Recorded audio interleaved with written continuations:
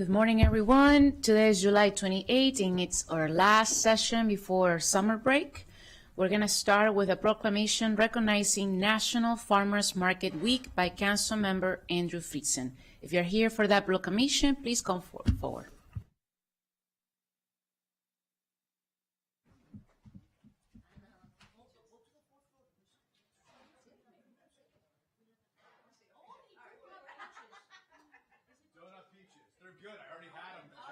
Picked them up on Sunday already. I paid for mine, for the record. Yeah. Well, you're gonna have to report these donut peaches. Good morning. I am really excited to be here to recognize National Farmers Market Week, which is celebrated the first week of August. This is our last session before August, and so we are celebrating a little early. And just really excited to be able to celebrate the way in which we gather as community, the way in which we celebrate our agricultural heritage in Montgomery County, the way in which we support our local food producers and our local farmers.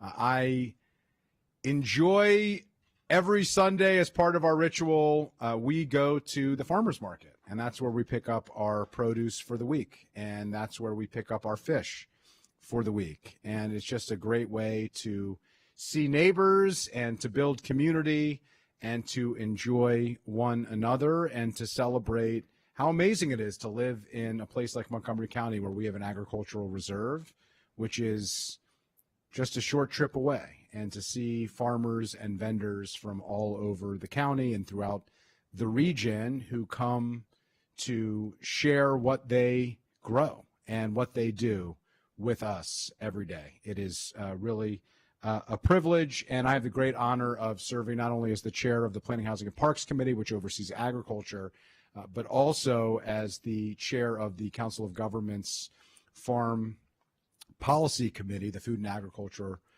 Policy Committee. And so this is a doubly helpful special event for me to be able to celebrate this effort. We're going to introduce our special guests here, and then we're going to hear some comments from some of those guests. And why don't we start with you, Heather?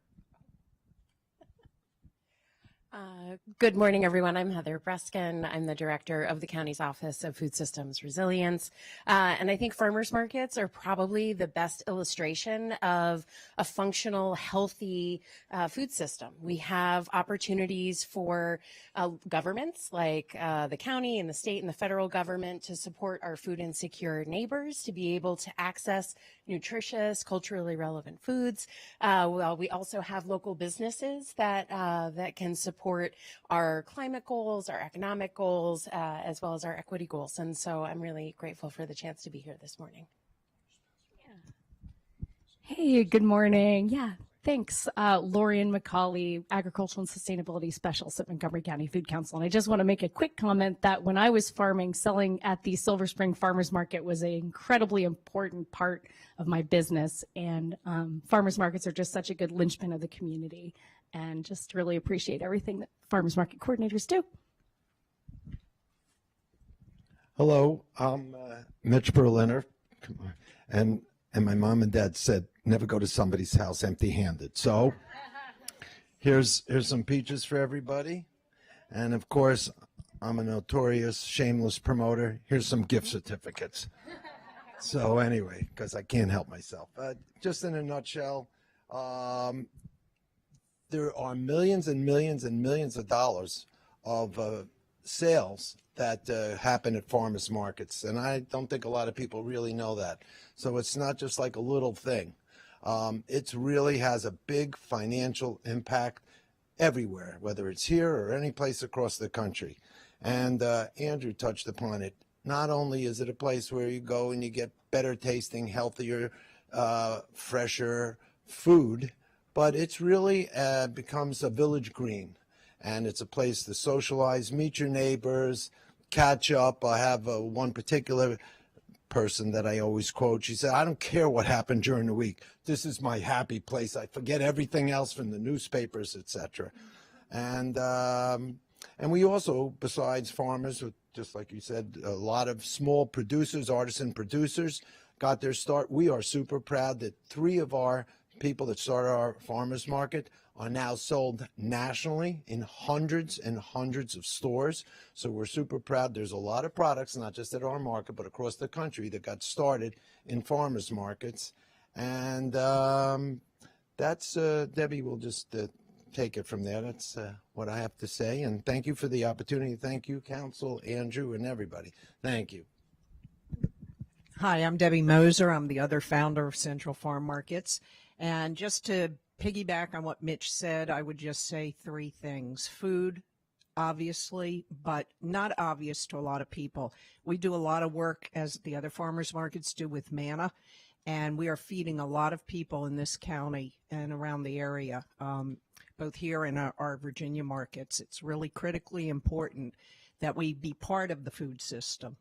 The other is safety. I know you're going to hear some of that. There is a bump up. We saw it during COVID. We're seeing it again.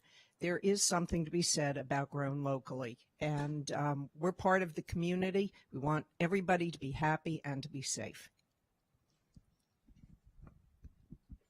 Hi, I'm Janet Terry. I'm with the Only Farmers Market. I want to quickly introduce, this is Encardo and Jeremy. They are the backbone of our market. We think our market has made Olney a more vibrant place to live, to gather with your families, your friends. We also, the fact that you get to know your farmers, where is your food coming from, especially with the cyclosporin outbreak. There was actually a story today on the Today Show, 56% more people are visiting. Farmers market growth is astounding. But our thing is get to know your farmers, find out where the food is coming from, ask them any questions you want. We've been there for almost 20 years. It's also, as Mitch said, it's a social gathering place. Meet your friends, listen to live music. It's a boon for the economy of the county as well. We employ, we have about 120 vendors now. So we welcome you all, and we want to thank you so much for allowing us to be here. Thank you, Janet. Certainly has made Olney a more vibrant place. And a fun fact, Mitch and Debbie are doing this as a retirement gig. It's not quite much of a retirement, but we're grateful to you for that. But Mitch and his brother Guy in his previous life were my first boss in high school and in college in his ice cream and frozen food business. So just a fun fact there, bringing it full circle. So we're going to read the proclamation.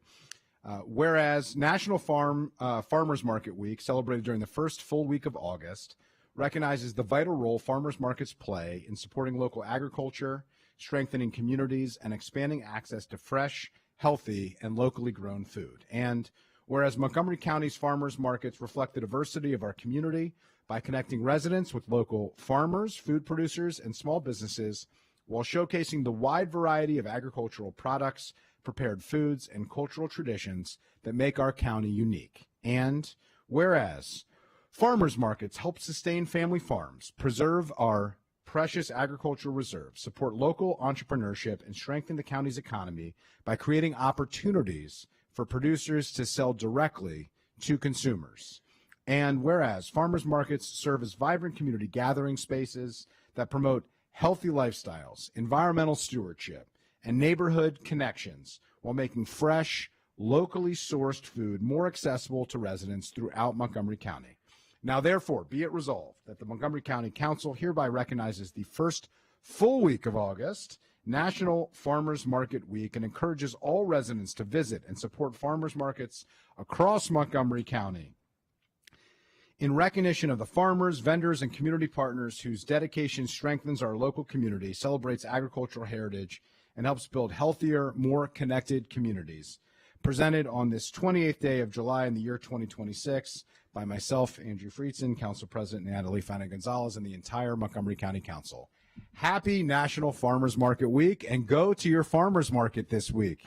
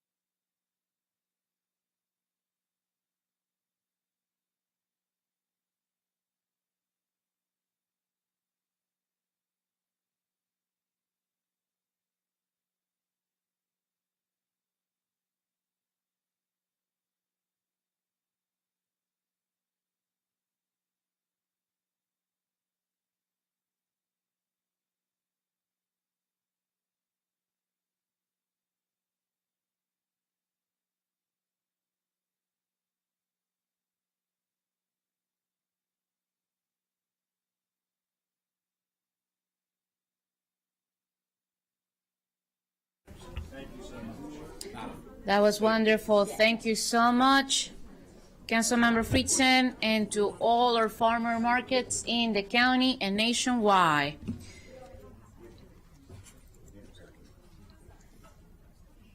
And with that, we are going to continue on to general business. Madam Clerk, would you please share today's announcements? Good morning. The council will hold a public hearing on September 22nd, 2026 at 1:30 p.m. to receive testimony on the New Hampshire Avenue Bus Rapid Transit Facility Planning Study and Alternatives Review. Those interested in providing testimony in person or virtually must register in advance on the council website or by calling 240-777-7803. More information can be found on the council website. Thank you, Madam President. Thank you very much. We're going to move on to the minutes for July 14, 2026. Council session have been circulated to the council for review. Are there any objections to approving these minutes? Seeing none, these minutes are approved. The council will now take action on the nomination and confirmation of appointment to the Montgomery County Planning Board. On July 14, the council interviewed two candidates for this position, James Hendrick and John Shenlinkin. There you go. I heard that one. Thank you. The council's rules of procedure dictate a specific process to appoint members of the planning board. First, I will open the floor to potential nominations. Once all nominations and seconds have been made, there will be a roll call vote. I will entertain a motion to nominate a candidate to serve on the Montgomery County Planning Board. Madam President, I'd like to move the appointment of James Hedrick. Moved by Councilmember Don Lukey, I would like to second it. second by Councilmember Kate Stewart. Is there any discussion? Seeing none, the motion carries, and we're going to have a roll call. Can the clerk please call the roll? Councilmember Lukey? Yes. Councilmember Lukey votes yes. Councilmember Mink? Yes. Councilmember Mink votes yes. Councilmember Sales? Councilmember Sales is absent. Councilmember Stewart? Yes. Councilmember Stewart votes yes. Councilmember Glass? Yes. Councilmember Glass votes yes. Councilmember Katz? Yes. Councilmember Katz votes yes. Councilmember Friedson? Yes. Councilmember Friedson votes yes. Councilmember Evans? Yes. Councilmember Evans votes yes. Councilmember Joando? Yes. Councilmember Joando votes yes. Councilmember Baucom? Yes. Councilmember Baucom votes yes. Councilmember Funding Gonzalez? Yes. Councilmember Funding Gonzalez votes yes. And the motion passes. Congratulations to Mr. Hendricks for earning a second term on the planning board. We look forward to continue working with him and the entire planning board. We're going to move on to the second item on the agenda is a discussion about long-term disposal of solid waste alternatives and decision process. I'm going to ask council staff to move forward. I see Mr. Keith here with us. Before we start, and I turn it to staff, everybody knows here that we have made a decision to take on this highly important issue that will affect the next generation after the budgeting. This is why we're gathering today. I sent a letter to the county executive asking for answers to a series of questions, and among those questions, I put forward 4 options and for the staff to discuss with us. The way I see it is that we need objective information. We need to get the facts so this body can make a sound decision. You also the letter, and it's also attached to the staff report so everybody can have access to it. And the idea is for today to have a briefing from central staff. If any, after they're done, I'm going to open it up for questions. And the department, I see the Director Macedonia who's here. Thank you so much for joining us today and for your partnership. It has been great meeting with you and talking to you to move us forward.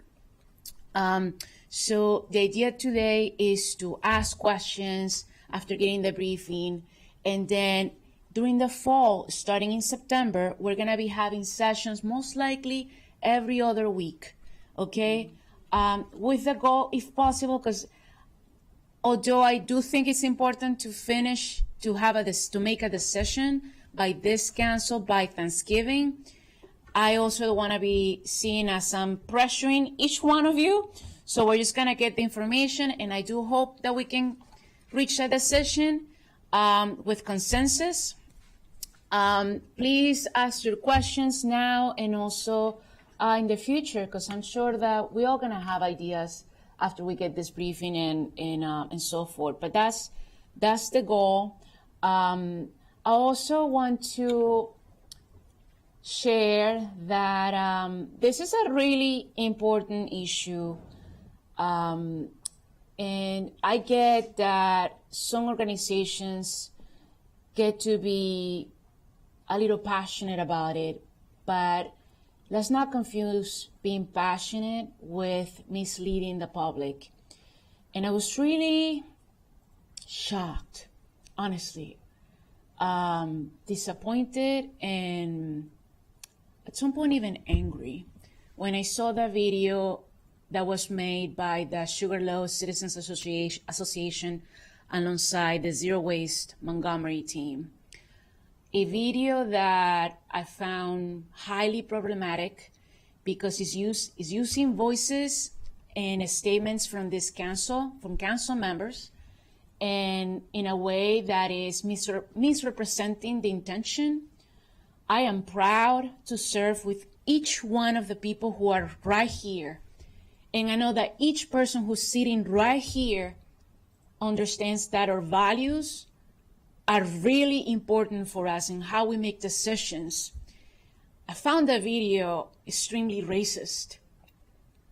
And using AI to lie and to misrepresent the public on something so important that has no place in this county.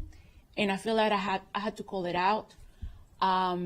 It's great to use AI for certain things, but you gotta do it in a responsible way. And again, using the voices and frankly, using Black voices on that video, when the fact is that the membership of those two organizations don't look like the people on those videos. Let me just say that.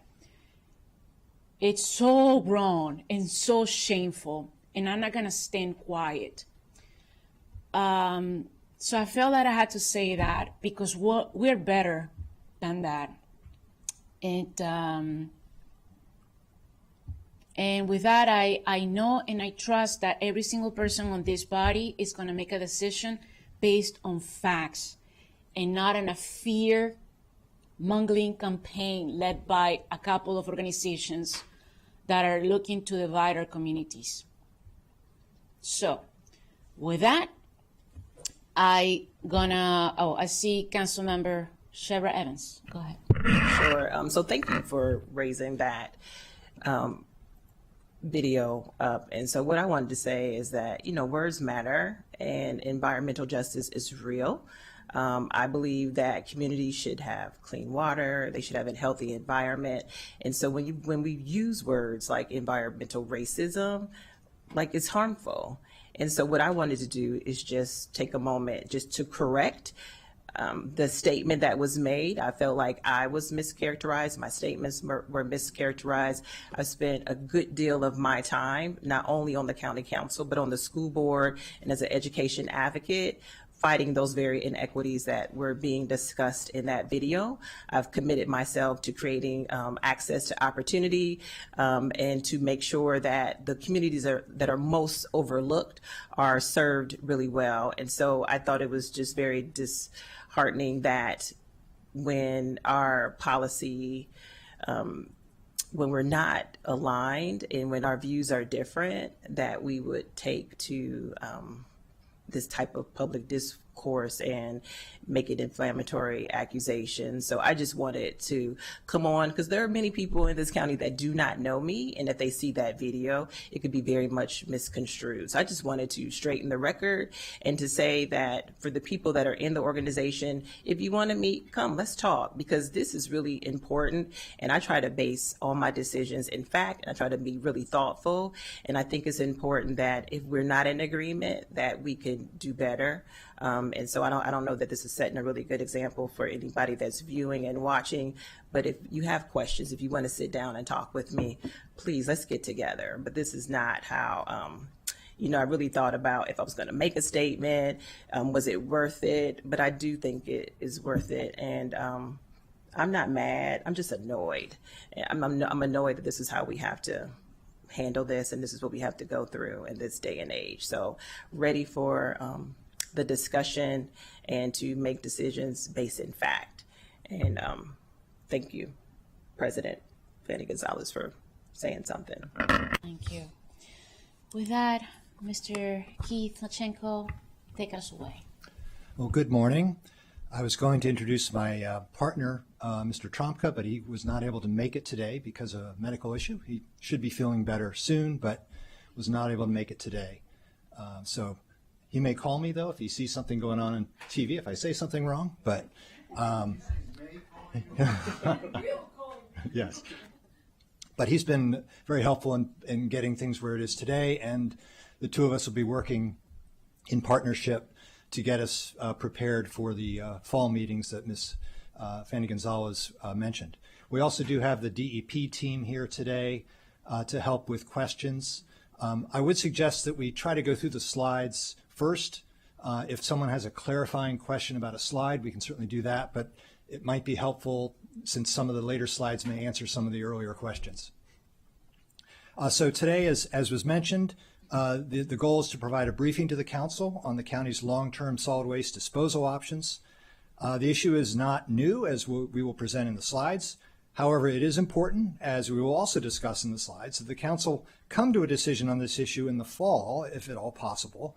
As we will discuss in more detail in a moment, the county executive in his FY27 budget recommendations had supported a long-term decision, basically to close the resource recovery facility by January 1 of 2027 and transition to the long haul of waste by truck.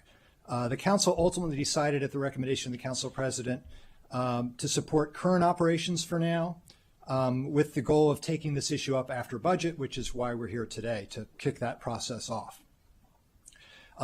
The purpose of today's session is to introduce the issues and identify information the council will need for its work sessions starting this fall, and to hear from council members if there's additional information that we need to collect. First, I think a little bit of background would be helpful for the council. The T&E committee has talked a lot about this over the years, but other council members have not. And I think it is important to get some background. This is not intended to be an exhaustive background, but enough to get us where we need to be today. But there'll be a lot more information being prepared for the fall sessions. For this background, I'll cover basically the topics you see on the screen here. The Aiming for Zero Waste Task Force, the Comprehensive Solid Waste Management Plan, a little bit of history about the Resource Recovery Facility and its contracts and short-term capital work, the other solid waste facilities that are involved in this process, a consultant report that came over to the council last year that was discussed at the council, and also the request for procurement for the long-haul contract that went out last October, and then rehash some of the FY27 budget actions. So first, regarding the Aiming for Zero Waste Task Force. This was a task force that was created by former County Executive Ike Leggett back in April of 2018 and then endorsed by the council. It was set up as a task force with outside members, but with council representation and DEP staff support as well as consultant support.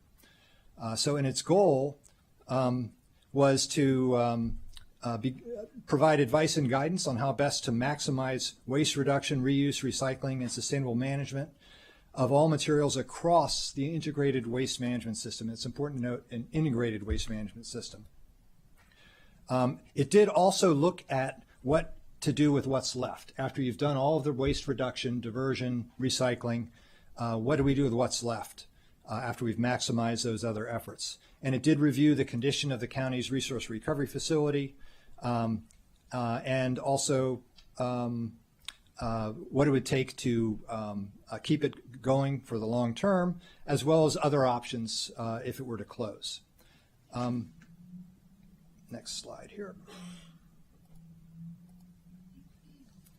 It did conclude that closing the resource recovery facility by 2026, which was discussed at the time, of course we're in 2026 now, as proposed by the county executive at that point, the new county executive Elrich, would pose a significant challenge, and the council would need additional analysis of the costs and benefits of changing the county's primary waste disposal.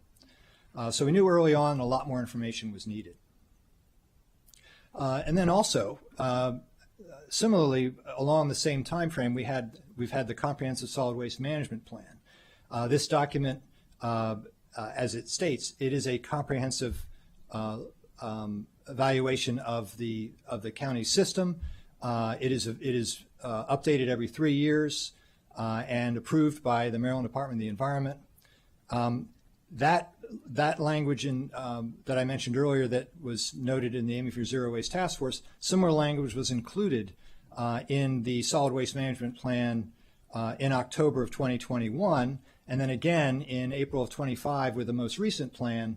As you can see on the screen, once again, a significant amount of information was noted as being needed in order to make a decision about the long-term disposal of waste.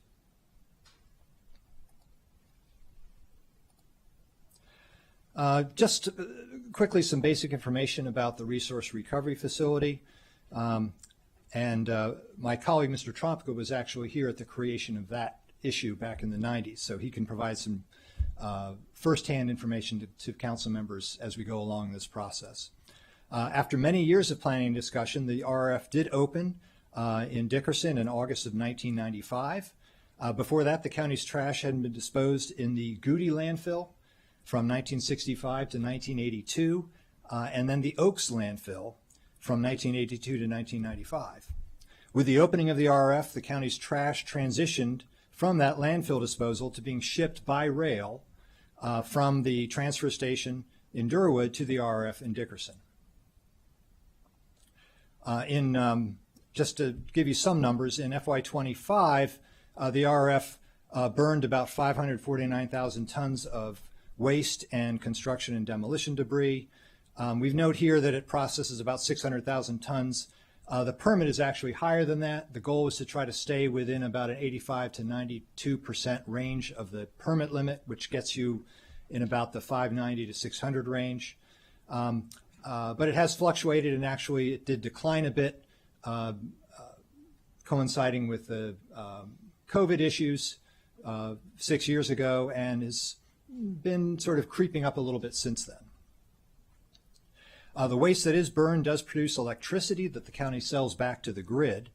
The burn process also results in the generation of ash, which we'll talk about later, but that also does reduce the volume by about 90% and the weight by about 70%. So you have about 10% of the volume left and about 30% of the weight left after the trash is burned. And the ash is currently transported by rail to a landfill in Enrico County, Virginia.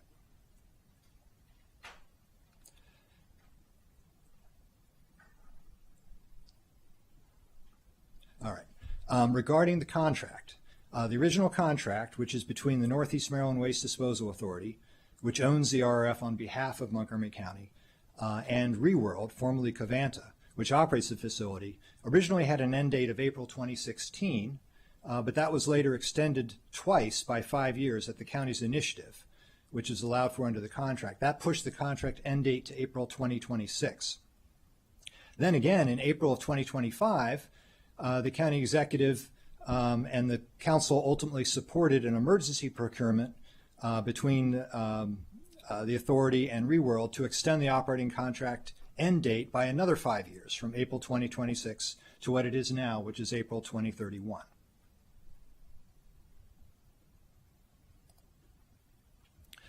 Just a couple key provisions in the contract.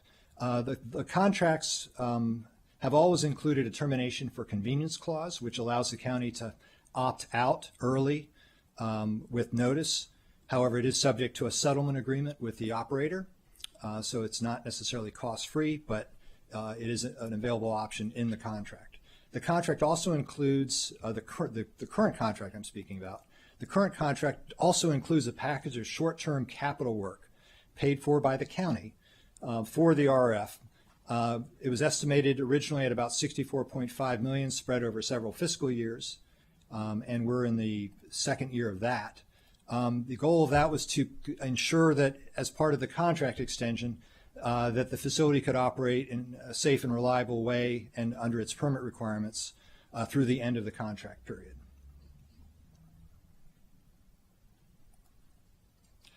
I did want to talk briefly about other solid waste facilities that are certainly involved in this process. I mentioned the Shady Grove Transfer Station. The county's waste disposal process is part of a much larger system involving waste collection and drop-off at the transfer station, as well as waste diversion and recycling efforts. And the county's material recovery facility or recycling center, which is also located at the transfer station, receives mixed paper, commingled materials, and sorts and bales those materials for pickup by contractors. Yard trim is also collected at the transfer station for later haul by truck to the county's yard trim composting facility in Dickerson. As noted earlier, the ash generated from the RRF operations is shipped by rail to the landfill in Henrico County, Virginia. So those are also important facility components. The county also has a reserve permitted landfill site called Site 2. It's located near the RRF in Dickerson. In the late 90s, when the county, or in the 1990s, when the county decided to move forward with the RRF project, the Maryland Department of the Environment required that the county have this site available as a backup option for the disposal of ash if the out-of-county haul of ash became problematic. Next, I did want to talk briefly about the Arcadis report. That's the consultant report from May of 2025. The council did get a briefing from the consultant on that. Just wanted to provide just some quick summaries here. One important point of that was that it did introduce the advanced waste processing concept. In this case, it was a materials recovery and biological treatment process, MRBT, and it looked at that process, the long haul of waste, both by rail or truck, and the continued long-term use of the RF, and looked at the cost, environmental, and racial equity impacts of those different options. The report did find that the MRBT process did represent a potential significant reduction in the carbon footprint by removing and recycling materials from the waste stream. We'll talk a little bit more about the advanced waste processing issue in a little bit.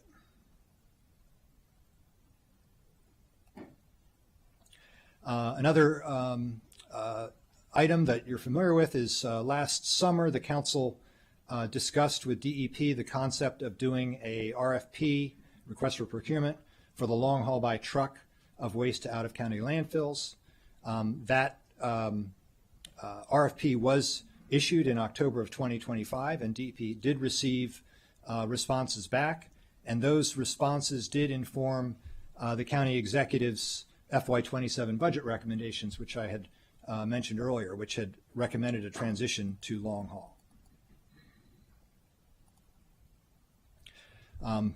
And once again, just to close the loop on that, the executive recommendation that did come on, during the budget, the council president at the time felt that there was not sufficient time for the council to debate and discuss and come to conclusion on that issue during the budget. So recommended assuming current operations and to pick this up after budget, which is once again why we're here today. A little bit more about the county executive's proposal, just to clarify what we saw in the 27 budget and what what the executive is still supportive of. First, it does recommend closing the RRF. I mentioned the January 1, 2027 date was in the budget. Transitioning to the long haul of waste by truck to private out-of-county landfill or fills. It also recommends adding organics composting at the Dickerson yard trim facility. The CIP currently does have a capital project for that the council has approved, but it is currently on hold pending negotiations with the Sugarloaf Citizens Association which does have a settlement agreement with the county which governs the use of that site. And then, as I mentioned also, the executive has supported eventual advanced waste processing with the residuals still being long hauled out of county. With regard to advanced waste processing, just to provide just a quick primer on that. Advanced waste processing, just definition, it's a system that receives and sorts municipal solid waste to extract the recyclables and organic materials using a variety of sorting methods. The remaining waste then is disposed. So rather than having the recycled materials pulled out, or rather than dealing with the materials that are pulled out curbside, that would still be happening. The materials that are left in the waste that comes to the transfer station would then go through an additional process where those materials are removed. So it's not replacing the county's current curbside recycling under the executive's recommendation, but it would provide additional extraction of materials from the actual waste stream. And just this month, the executive did issue an RFP for the design, construction, and operation of an AWP system. Responses to that RFP are due in September. As I mentioned, the executive's the approach here would not be to supplant the recycling process we're already doing, but to enhance the extraction of the materials from the waste itself.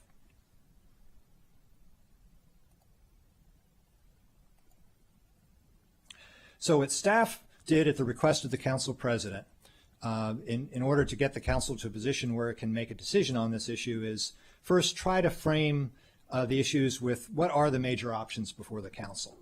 And there's multiple sub-options and nuances here, but staff tried to focus on what the major choices would be. So we came up with these 4 options.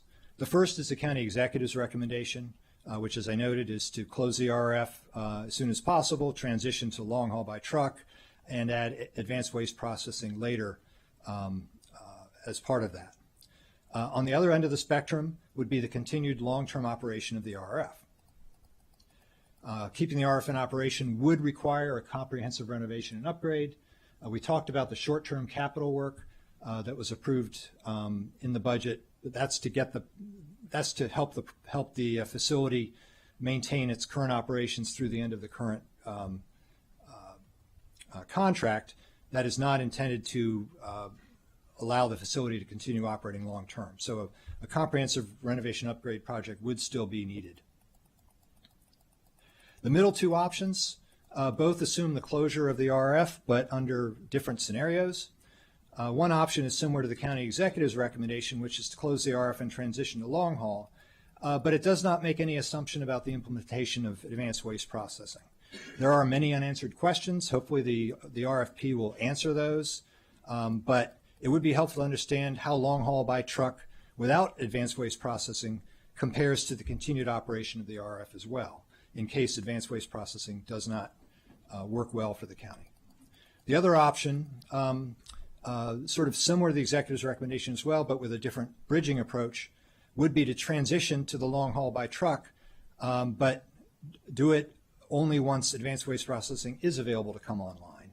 And so under that scenario, the RF would remain in operation longer until that were to happen. So those are the options that we've identified. Once again, there are sub-options within those, but we felt like that sort of captured what the major decisions were that the council could make. Now, the other issue, of course, is establishing what are the pros and cons in comparing the different options. And first and foremost, much of the discussion of whether to close the RF is focused on the environmental impacts of burning waste.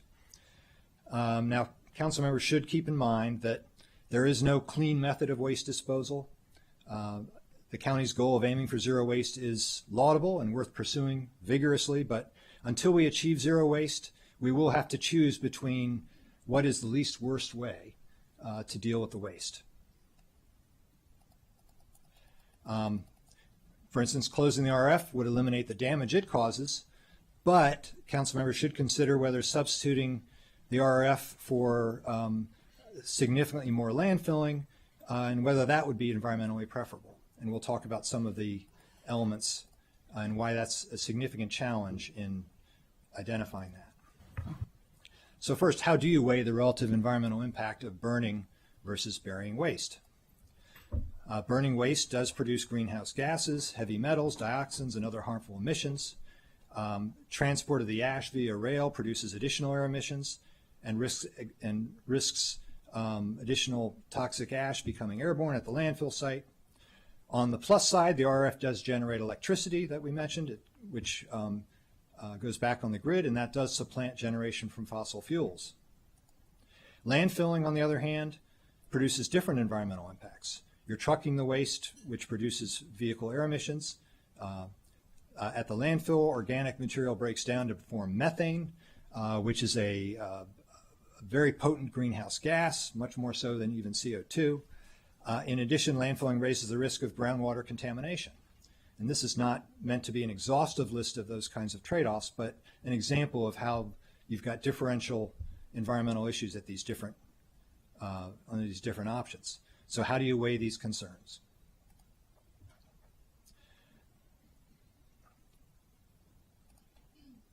Well, first, you will see there are different approaches as to how to measure greenhouse gas emissions. Even more difficult, you've got these dissimilar impacts. You've got the RRF with its emissions versus landfill groundwater risks. How do you quantify those differential issues?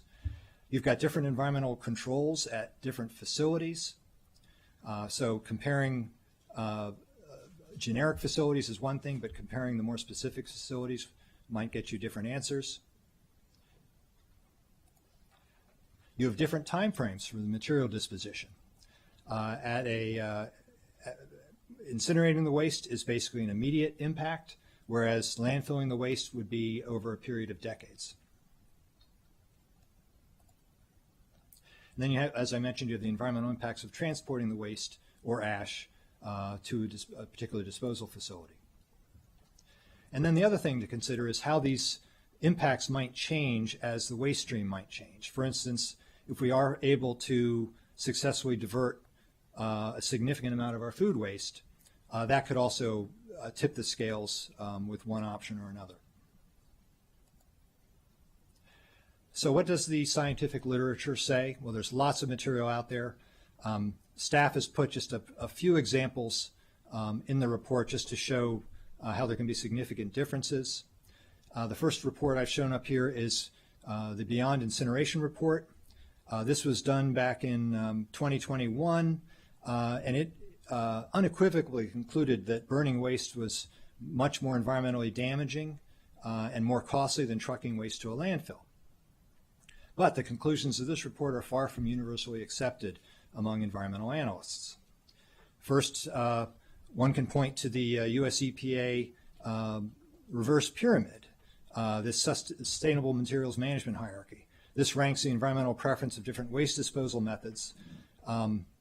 Obviously, as I mentioned at the beginning, source reduction, reuse, recycling, and composting are at the top of the pyramid. But then you see energy recovery, which is where the trash incineration would be, falls at a higher level or a higher or a first use before the landfilling of waste that could not go through the energy recovery. So you have that, the inverse pyramid. And then there's a more nuanced approach. On this slide, we just found a University of Florida study which looked at greenhouse gas emissions in particular in landfilling versus incineration. This is one of several studies we found that note that not all waste disposal facilities are the same. Most notably, the study found different landfills have different levels of landfill gas controls and so have widely divergent levels of greenhouse gas production. And remember, we're talking about methane, which is a very significant greenhouse gas impactor. From a greenhouse gas perspective, it did find that burning waste usually produces less damage than landfilling, but landfills with highly efficient gas controls potentially could compare favorably with burning. So the bottom line for Montgomery County is, for an objective analysis, we need to be looking at specific facilities and what their, for instance with landfills, what their environmental controls would be in place, and also what is planned for the RRF if it were to continue in the long term with any improvements that it might have. So next, I did want to briefly talk about the information that the council will need to analyze and make its decision going forward.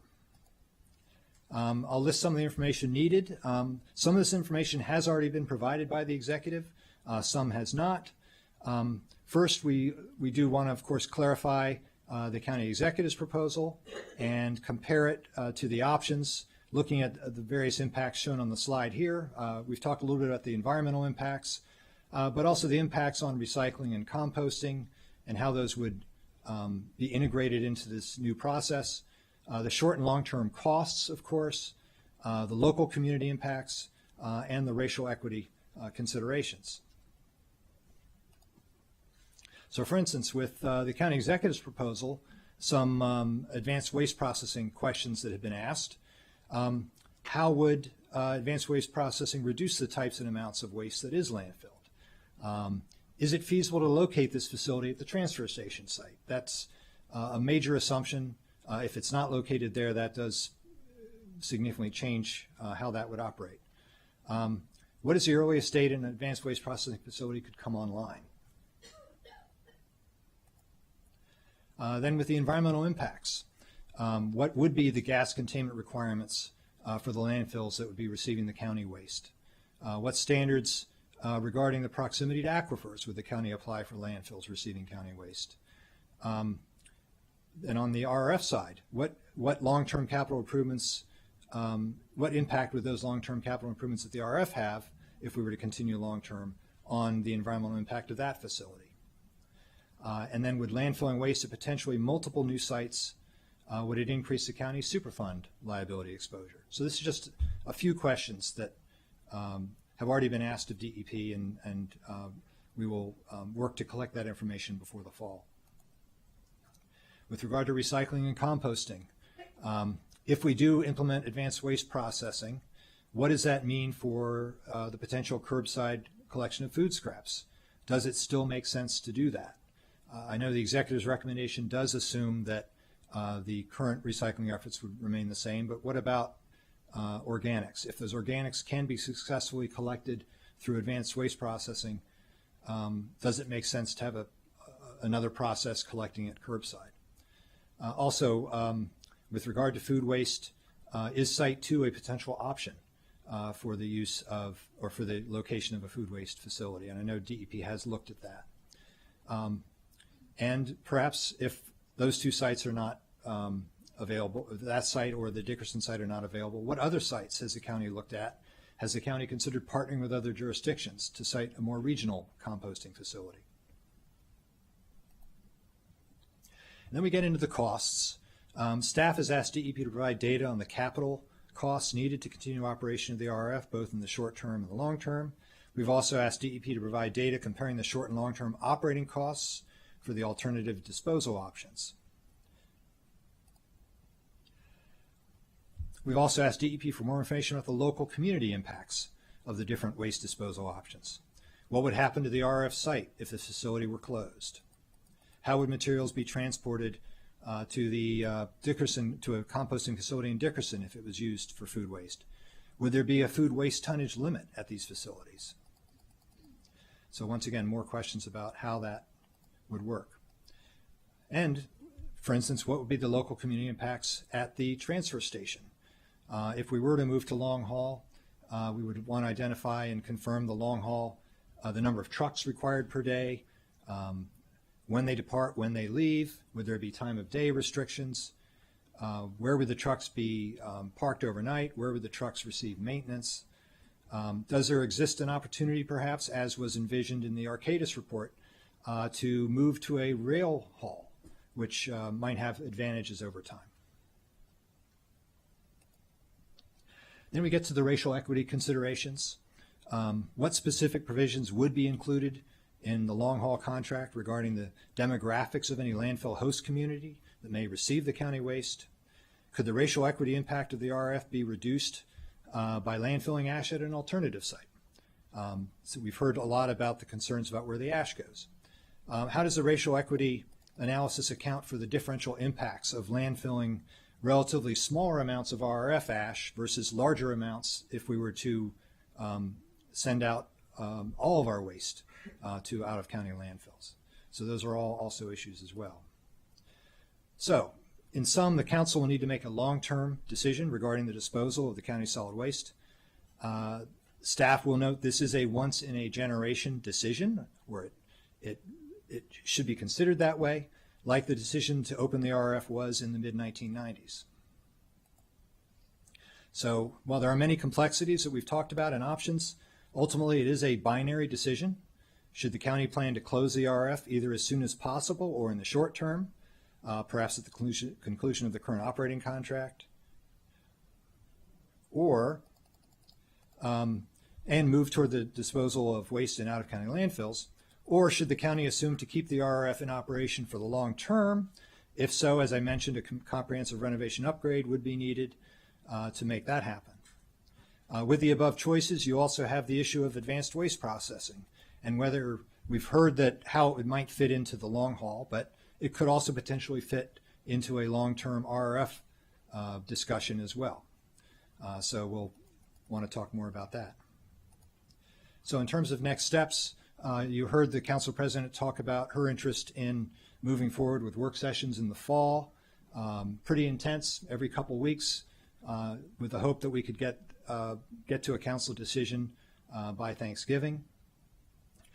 Council staff is working closely with DEP to assemble the information that we need. Today's briefing is also an opportunity for council members to identify other information they would like before the upcoming work sessions.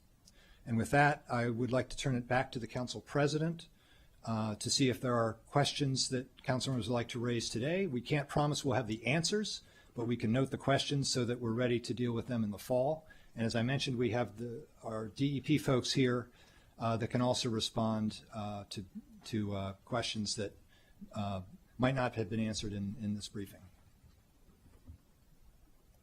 Thank you very much for the very detailed presentation. This is pretty much setting up what we're going to be discussing this fall. Again, I want to also thank once again the department for all your collaboration. And with that, I'm going to open it up for questions from colleagues. I'm going to start with Councilmember Shevra Evans. Thank you for this discussion. My thoughts are still the same in terms of how I feel about long hauling our solid waste somewhere else. Can you answer me this question, or can this be something that we kind of put out there to get information on a later date? Do we know what the contractual protections could be against market volatility? My thought is if we close the RRF, if we close the incinerator, that means we would absolutely have nothing. And I would make the assumption that the people that are in business for long hauling trash would have the ability to raise prices because we would not have any other option. Is that something that we can look into? I just really want us to be thoughtful about that.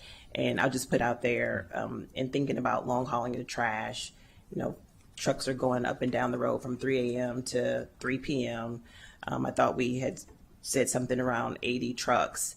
Are we taking into consideration the impacts on the roads? What do we do in the event that this is something that may not happen as often, but there's a snowstorm, like just different things that could keep us from getting our trash to the long haul site? And also what I would like to ask, if we could take a look and see for the communities that currently have the long haul trash, like the landfills, do we know what the what the environmental burdens exist, or what the experience has been in those communities around some of the environmental hazards there are for having landfills existing in their neighborhoods? I know we talk about, you know, we talk about, like, I feel like what I've been hearing is what we're thinking about could happen, but for those communities where they already have landfills, I'd like to know what some of the, like, what exists currently. Okay. Right. Yeah, certainly can't answer those comprehensively Yes, today, I know but you I will say that you do bring up one of the risks of going to a long haul contract process where you have an 8 or 10 year contract. It's uncertain what will happen with a contract, with a new contract. Sure. What the economic conditions will be then. You weigh that against the resource recovery facility where you're putting a lot of money up front in capital costs. So you have a set cost stream over a longer period of time. So those can be pros or cons either way, depending on how you're looking at it. High fixed costs can be problematic if you see a significant reduction in your waste stream because you're still paying the higher fixed costs. Sure. But on the long haul side, yes, it's definitely a risk of you have a certainty for that contract period, but you don't have the certainty beyond that period. Okay. And then I think we're making the assumption that landfills will always exist. Is there any thought to, and Ms. Luchenko, I'm talking, I'm not like coming at you or anything, but is there any thought to, if somebody might say at some point in time, okay, we're not going to accept the trash of Montgomery County because are these things that? Well, you certainly do have the risk that landfills could reach capacity, or Right. there could be regulatory changes that affect particular states that might restrict or make it more expensive to bring in to export waste. So those are also risks. I don't know how easy it is to quantify some of Sure. that. I think that the landfill capacity is something we can certainly see where the status of the research is on that. Okay. But once again, some of these future risks are Sure. hard to I really know. quantify. I'm just putting that out there. And then I just want to talk to the food composting.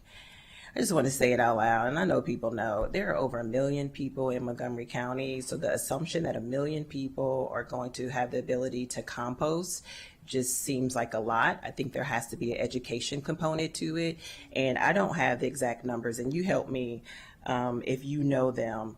Are there somewhere in the area like 40% like multifamily units? Are we making the assumption that people that live in apartments and townhomes are going to keep these containers for composting in their homes, which draws rodents and all type of things? I'm thinking about our elderly community.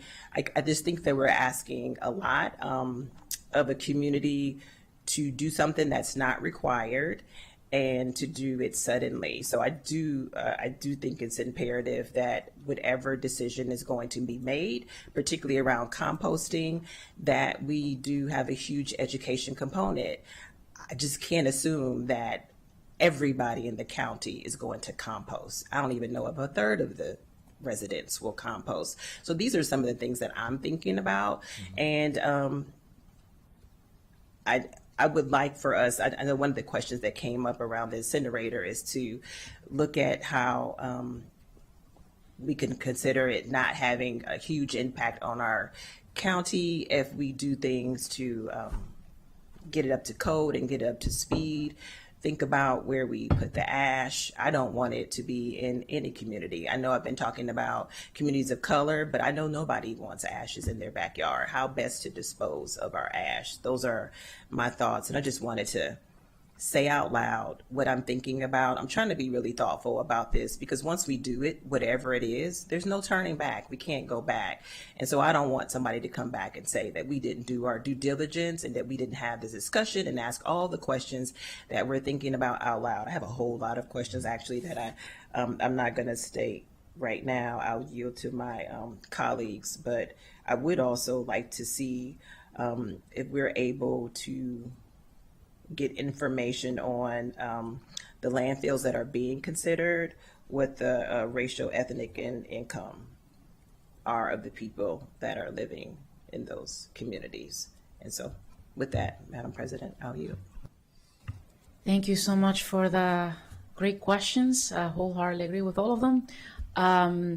And I just want to reemphasize the reason why I decided to have this conversation after the budget.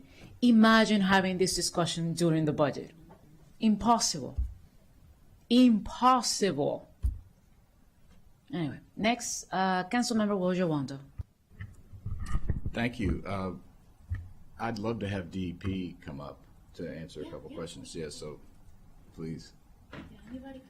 And thank you for the time and space to have this discussion. Thank you, Mr. Lochenko and Mr. Trumka, for your work. The questions that you ask in the slide deck, let's just start with that. I think, you know, we don't have to go through all of them today, but I mean, I think just written responses to those questions. And we have asked, so they're already working on them. Okay. All right. And they're pretty far along on a Got lot. it. We ask these questions. Well, yeah, that's why I know. A lot of these aren't new questions. Okay, so that is not, we don't have that yet, but you expect to have that by September? Tomorrow. Okay, could you just say that? You hit your mic there for me? Say that again. So I'm prepared to answer any of the questions that I've heard Specific. today so far, or that are in the slide deck. So if you'd like me to, I'm prepared to answer any of those questions. We have the written responses going through final review, and we'll have them to you very soon. Soon, very soon. Okay, great. Okay, so. Can you state your name for the record? Sure. I'm Jennifer Macedonia, Director of the Department of Environmental Protection. Thank you so much for the opportunity today, and I do appreciate that this is an important decision and there are important questions to be asked, and very interested in the opportunity to answer those questions. Thank you. Appreciate that. Yeah, and that'd be good. And obviously, we'll find a way to make sure the public sees the answer to these questions since this was in the packet. So, yeah, the written responses. So I'll just ask a couple that are really interesting to me because I know we have everyone wants to talk. So the issue that for me, I remember when I first came to office, so I pulled up the certificate that says we're allowed to emit this much emissions by burning trash. Like and it just seemed, it was such an odd document to hold in my hand to say that we were okay with that in any way. Obviously, there's no perfect answer to what you do with waste, right? The perfect answers at the top of that inverted triangle are reduce waste as much as possible, recycle as much as possible, but we know there will be something left no matter what we do. So the question is, what is the most equitable way, the most cost-efficient way, the most environmentally safe way to do that? And we know that some of those things can point in opposite directions depending on the details, as was put out in the report. One of the ones that's two that stick out for me are the issue of the fixed cost of investing in the current facility versus the potential for reduction in cost over time should we do what we say we want to do and remove things from the waste stream. And I that's really a core issue. For me, in as far as taxpayer dollars and really just doing what we say we're going to do to reduce cost. Now, obviously, there's a cost to the advanced waste processing facility too, and so that's connected as well. But could you talk about why, from DEP's perspective, assuming this is your perspective, which I think it is, that it's better, more cost efficient and sustainable over time to move to long haul and shut down the facility and then make these other investments while we reduce our waste stream? Does that make sense?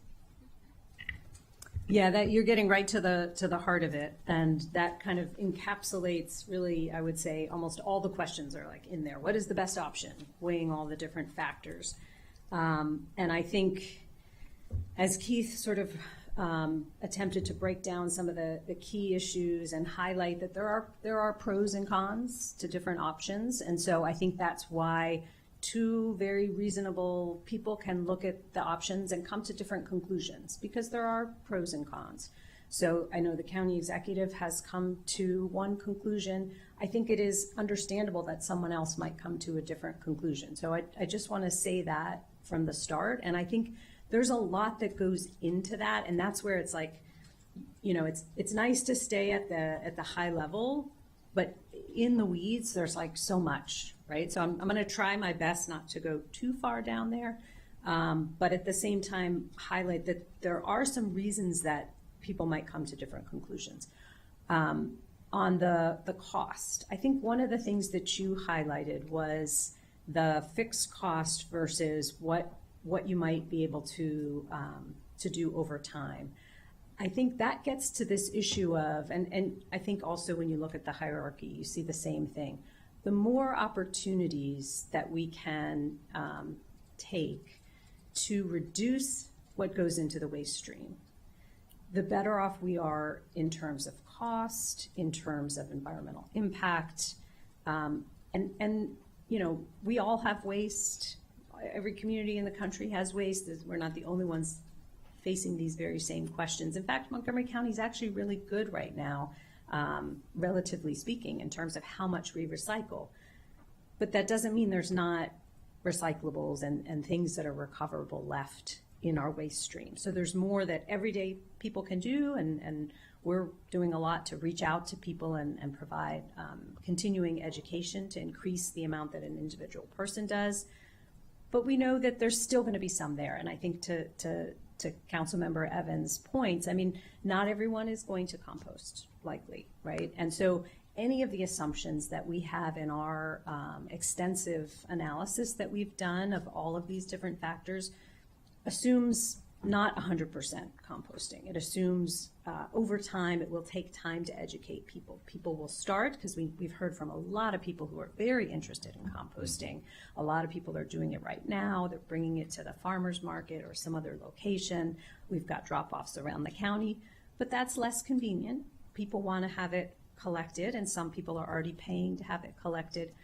We know that over time, we can increase the amount that people compost at their home, but we're probably not going to get to 100%. And that's where advanced waste processing comes in, not to take away from what we can do individually, because it costs money to do that extra, but that we can get even more out of our waste stream before we send it to the disposal options, to either burying or burning it.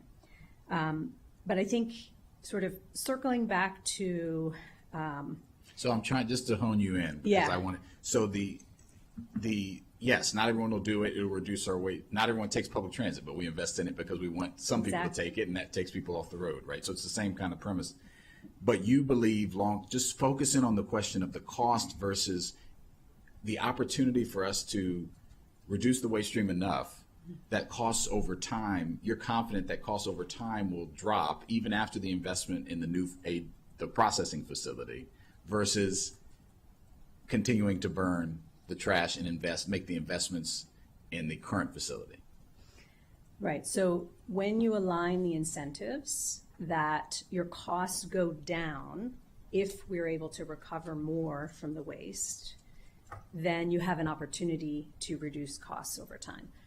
Of the two options, if you invest in the incinerator, it is a big capital cost to get that aging. Of how much are we estimating right now? We have an estimate of, I think, $356 million from Arcadis. There are higher estimates out there.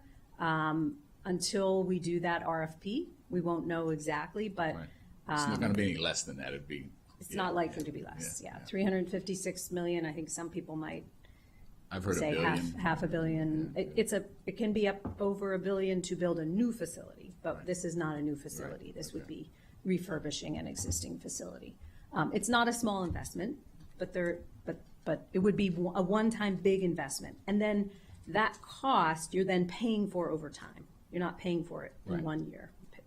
That cost doesn't change if you're able to recover more and more and more from the waste Right. So if stream. we do what we say we want to do and divert from the waste stream, doesn't matter. We're still paying for the You've cost already of the paid facility. for that, right? You'll have less ash Right. to dispose of, because you still have ash going to a Yeah, there would landfill be no less matter, ash, no yeah. matter what, yeah.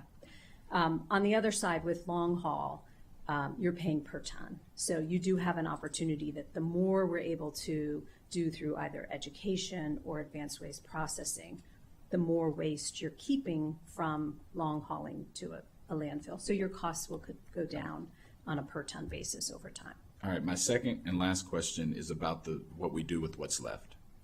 So we currently take it to a community of color, the ash that goes now. And it's not in the best, my understanding, in the best type of landfill, that the monofill, where it kind of is supposed to be used for ash. It's kind of just a general landfill. Is that correct? It is in a mixed waste facility. I think that I don't want to take too much time, but the issue of monofill and not monofill, I think there's maybe some misunderstandings around that. I will say at the facility, if you mix ash in with the regular waste stream, it can create some additional challenges. And so they actually like to separate it unless it's being used as alternate daily cover, because you have to put something over top of it. They also are using it in the roads around the facility, so they're using it in a variety of different ways. So my point is, one of the main concerns that I've had and others have had is that we're already taking some waste to an environmental justice impact way to a community where we shouldn't be. I have not seen a discussion on, even if we kept the RRF, where we still need to change where the ash is going. And so have there been any discussions on if we were to stay, or even just like right now, like before we get this done, because this is could take some time, to where else we could take that would not be impacting a community like that? Yeah, very good question. And it's one of the first things I looked at when I started investigating this issue. What can we do about the ash right now? The challenge is it's tied up in this broader decision, because switching to a different vendor or even a different location requires upfront investment by the vendor. They're either going to buy a bunch of trucks or buy a bunch of equipment at a different landfill. They want a long-term contract. They want 5 to 10 years generally. And we've looked at multiple options, so we'd have to issue a new RFP for that. It's a separate vendor from who burns, who takes it away. Yes, essentially. Currently. Yeah. Republic versus Reworld. Yeah, that's what I'm saying. Yes. Okay. Yeah. And so the Republic would want a longer. Yeah. We even looked into Republic switching from the existing landfill to another. Right now, the ash is transported via rail. There isn't another option to transport it via rail, so they would have to switch to trucks. It would go much further away, and they wanted a long-term contract in order to lock that in so that they could purchase all of those trucks. So that's why each day that we delay the decision, we have these decisions that we are locking in. Obviously, these are important questions, but that's one of the reasons we think it's important to make the decision soon so that we can choose some of these long-term decisions. Did the bidders who had to, when we asked about this in the RFP, what did they have to demonstrate? No, you can't tell us who, but what did they have to demonstrate to say that it was not going to go to a highly impacted low-income or community of color? What kind of questions, what kind of assurances did they have to give? So we used it as one of the scoring criteria for determining the bids. And I'm going to ask Kaylee to respond to that in terms of what are the environmental justice criteria we put in. Sure. So they had to tell us the locations, the landfills and the locations of those landfills that they would be taking the waste to. And then we took that location information and were able to use an environmental justice screening tool that you can put in an address and look at a radius around that address, and then you can look at it with different indicators. So we looked at several socioeconomic indicators, so percent low income, percent people of color, percent limited English proficiency, and then there's also environmental indicators. So air quality indicators, for example, in that community. So then you can look at how that community stacks up against the average community in the U.S. That gives you a sense of, the degree to which that community is already, overburdened or underserved. So we looked at that information for each of the proposals based on the landfills that they were going to be using, and we scored that as part of the scoring of the proposals. Okay, using your own internal criteria or the one from the racial equity tool? So the tool itself we used the EJ screen, which was a previous EPA tool. So it just gives you a percentile. And so we looked at those percentiles relative to the average community. And then we kind of ranked them against each other, the proposals. Okay, well, that's going to be very important to me. I know it's important to others. I'll yield now, but I appreciate the answers. Thank you, Madam President. Thank you. Next, Councilmember Sidney Katz. Thank you very much, Council President. And let me begin by saying, first off, I want to thank you and Mr. Levchenko and everyone else here for actually having a transparent process on this. And the written responses are something that we need, you need, and our public needs. Let me go back to the basics. Right now, a trash truck comes to my house and picks up trash in front of my house, and it's all taken to Shady Grove? Is there any place else that it's taken? So it depends on which subdistrict you're in, but if you are, if your trash is collected by a county truck, then yes, it is not, but regardless, okay. Yeah, it goes to the transfer station. Yeah, okay. And if it's a county truck, where does it go? If it's a county truck, it goes to the transfer station. So most goes to the transfer station. All right, so how many trucks a day are going to the transfer station right now? About 2,000 trucks a day. And most go off of Shady Grove Road, I guess, for the trash trucks. The public goes off at 355. Yeah, we have an extensive traffic study, and I think, I believe it primarily goes in off of Shady Grove. Do you know if that's right, Jeff? Yeah. That's the truck interest, yeah. Yeah. And of course, we say that this is, once in a lifetime. Certainly gone through a couple, and I know cats have 9 lives, but these we've gone through this before. Goody Drive certainly had its issues. The Oaks in Laytonsville certainly had its issues. And in Goody Drive, I don't know about Oaks and Landfill, but in Goody Drive, you talk about methane gas. People were killed because of the methane gas that exploded, years ago off of Goody Drive. Methane gas is something that takes 50 years before it can, as it develops. I'm not a scientist, but that's what I've understood. So this is not a short-term, even once we finally figure out where the trash should go, this is not a short-term issue. You're right. Methane is a really important issue, and the Goody landfill previously was not a modern landfill, so it was not collecting methane gas. It has since been upgraded to collect methane gas. It created it. It still creates it, but it's collected and then can be used to offset other fossil fuels. I see what you're saying. Okay. So all of the landfills that we're looking at for the long haul contract do collect methane gas, and so that methane gas would actually be reused. So in the hierarchy, the item on energy recovery. So it is true the incinerator creates electricity. It's also true that a landfill that collects methane gas, that methane can then be reused to offset other fossil use. So eventually it got there, yeah. If it's a modern landfill, yeah. So we did only look at modern landfills that are meeting the requirements and that are collecting methane gas. So right now, we're using rail from Shady Grove to Dickerson or wherever we're going. Mm-hmm. And there's also, you said in one of your slides, Keith, that if it's waste, the yard waste, that yard waste is being trucked to Dickerson in that area. Mm-hmm. How many of those trucks are a day? Not sure per day. There is a tonnage limit per year, and I think there are truck limits as well in the settlement agreement. I don't have the numbers at the top of my head, but we can get that. Okay, please.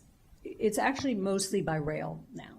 So So it the, is the mostly yard by trim is rail. mostly going by rail with the waste out to the Dickerson facility. There are times when there's a bypass for a variety of reasons, but mostly it is by rail currently. If we did not have rail, how many trucks would it take to go to Dickerson today?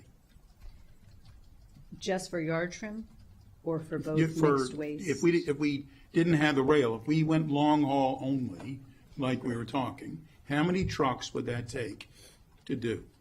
So it would be, I think if I understand your question correctly, and Jeff may be able to add to this, but for the mixed waste, it would be 80 trucks a day. So to go to a long haul, whether it was to a landfill out of county, to an in-county landfill, to the RRF, it would be 80 trucks for that mixed waste. And how large, if you got 2,000 trucks coming in and you have 80 trucks leaving, how large are the trucks that are leaving? Well, the 2,000 trucks that are coming in include county collections. They also include, I mean, we allow other businesses and things to come to the tipping floor. Yes. So it includes all the trucks that are coming through. I think your question about the size, obviously a neighborhood trash truck is going to be smaller than a No truck. question. Yeah. But it's got to be an 18-wheeler that's leaving with the trash that's picked up to go wherever it's long hauling. But how large is that truck? And I how think- is it getting I know there? we And what's have the this route? Information, unfortunately. Yeah, I don't think it's an 18-wheeler, but I'll have to get back to that because we don't have Okay, Willie I today. appreciate but that. There's a name for the. I think it's like it has the. Yeah, we'll get back to you with that Please. question. It's a really good question. Yeah, it's compacted at the transfer station, so it's smaller than it would otherwise There'd have to be a lot of compacting. The education, and I agree with this, the education is a key an important part. Convenience is an important part. When the Montgomery County, decided that we were going to go to recycling, there were people that said nobody's going to do that, And I remember my daughters, when they were in elementary school, if you threw a piece of paper in the wrong spot, they were going to call America's Most Wanted on you. And so things changed. And of course, in those days, we had newspapers that really did change. There was a weight to those newspapers. Things change, and people do, at this point, change their recycling, et cetera. In the beginning, recycling made money. I don't know whether recycling makes any money anymore for anybody, but there was that incentive. That was one of the reasons. And I do believe that composting, if we can make it convenient enough, and the word is but if we can make it convenient enough, I believe people would do that. I believe they would want to do that. I think that would be necessary to do that. But we're going to have to figure out a way, and there's a cost to that. And to the other discussions that we had earlier, there is a cost, but there's a cost in not doing this as well. And it's not only the dollars that we take out of our wallet, it's the cost to the environment. It's the cost we can go down that list. But if we're going to change, and we're going to have to figure out what we need to do, and that's why having these many discussions about this are very necessary, because a lot of questions you come up with other questions. But what we need to be figuring out is what we can do, why we're doing it. And Keith, in one of your slides, you talked about whether Shady Grove was the best spot for this, or I don't remember exactly which slide. And by the way, I liked your slide numbers at the end with the trash truck with the numbers. I thought that was cute. But anyhow, whether Shady Grove, and I can tell you when Shady Grove was first thought about, a lot of people jumped up and down about that spot as well. It was not the Metro was there, I guess, at that point, but it was where Metro was going. It was all of these issues, and we have lived through it all these years. But if we're going to change a lot of things, then we need to figure out whether that's also the best spot. There are more people living there in that area now than have ever lived there before. So I think all of those things are necessary. I appreciate the conversation, and I'll yield back. Thank you. Thank you very much. Next, Council Vice President Marilyn Balcom. Thank you. And I appreciate this session, and I just want to say to colleagues, any questions that you have, it's important to get them out early so we're not in October with somebody asking new questions. Of course, that's always the case. The more information you get, the more questions you have, but the process is important that we get our questions out. And Mr. Lovchenko said, there's no clean way to eliminate waste, or whatever phrase you used, which is so important, why reduction is so important. And this decision to, the promise to close the incinerator was now going on 9 years ago. And we haven't seen, with the intention that we would reduce the waste prior to closing the incinerator, and it just didn't happen, or it happened very marginally. And so I think that's disappointing that we now have so much waste, whereas had we been working on this for the past 10 years, it would have been much more reduced. Just one point about the slides about the environmental impact of burning. You do identify the heavy metal emissions, but not the dioxin leaks. And so that's an important aspect of when we're comparing the environmental burden of the incinerator to the landfill. We have an aging facility, and we've had several leaks, and that is critical. And I think that's important to talk about. I've got a series of questions. I'm not expecting answers today, but just in setting up what these sessions are going to look like in the fall. I think that, one of the sessions has to be the deep dive into the cost. I think that DEP did a good job of laying that out when you did the community sessions. I think it was very, very clearly laid out.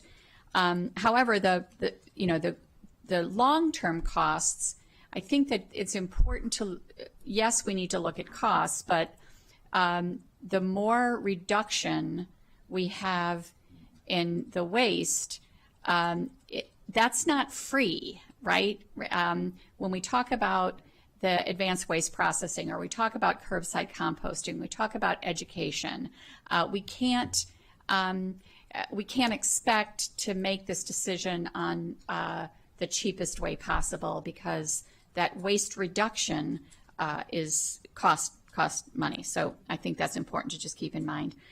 And then I also think that looking at the status of the waste reduction programs, I think the advanced waste processing, I'm very excited about that. I think it's important to understand what percentage of waste can we reduce there, and how that all works. I think that's exciting. Understanding that will take a long time to stand up, and the decision that we have in front of us now will happen prior to getting the advanced waste processing up and running. And then in terms of the long haul contract, the importance of the guaranteed tonnage of the contract, because if we're expecting to reduce waste, we don't want to be stuck with a contract that we have guaranteed X amount of waste, and we're reducing our waste. So I think that needs to be just laid out. The question about the contract, I understand that it's proprietary given the nature of the RFP, but it really is difficult for the council to make the decision on where this trash is going and what the guarantees are if we don't have access to that. So I think that we need to talk about, this is probably a question for now, but a question for Ms. Wellens and DEP to talk about, what aspects can we have access to in the contract. I think is important.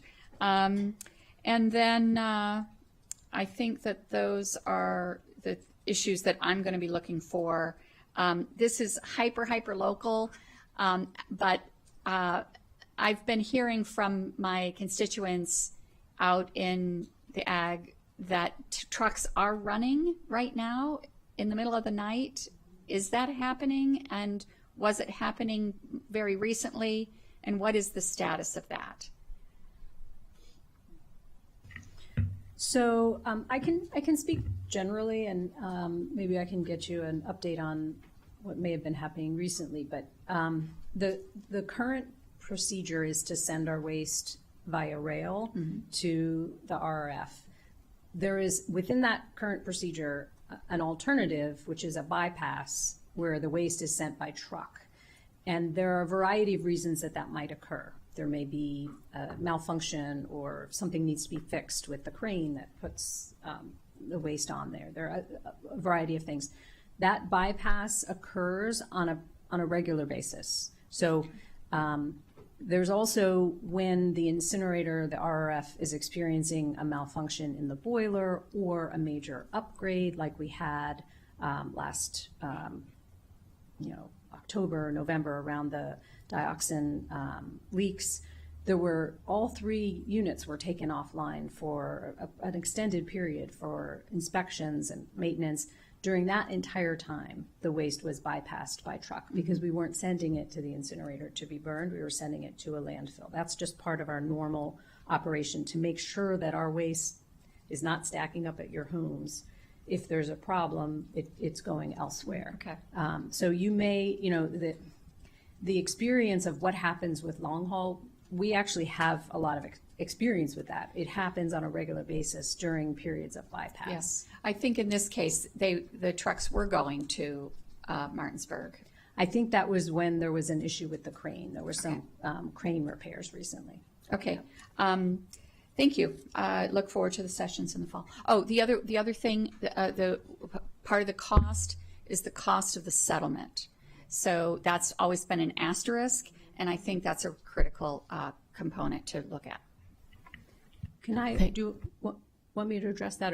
So I think we will look into that. I think our understanding is that's just any closeout costs that have been spent, in the past month or so is generally put into the Yeah, I think that we need a definitive answer on that, if there's any contractual guarantee that we've put into that. So when we talk about the cost and we do a deep dive on the cost, that will be one of my questions.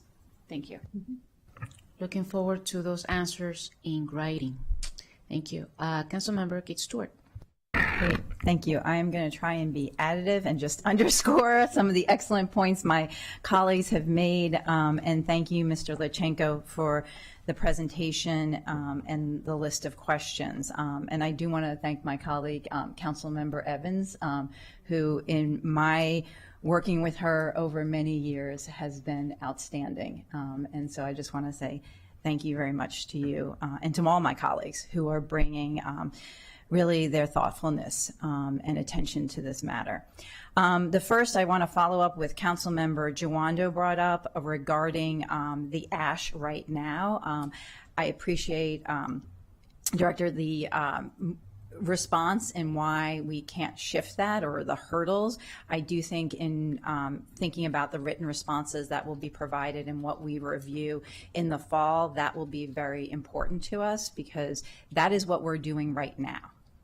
And as has been noted by my colleagues, any decision we make is going to take time to put in place. So understanding what our options are to reduce the impact we're having on other communities would be very important.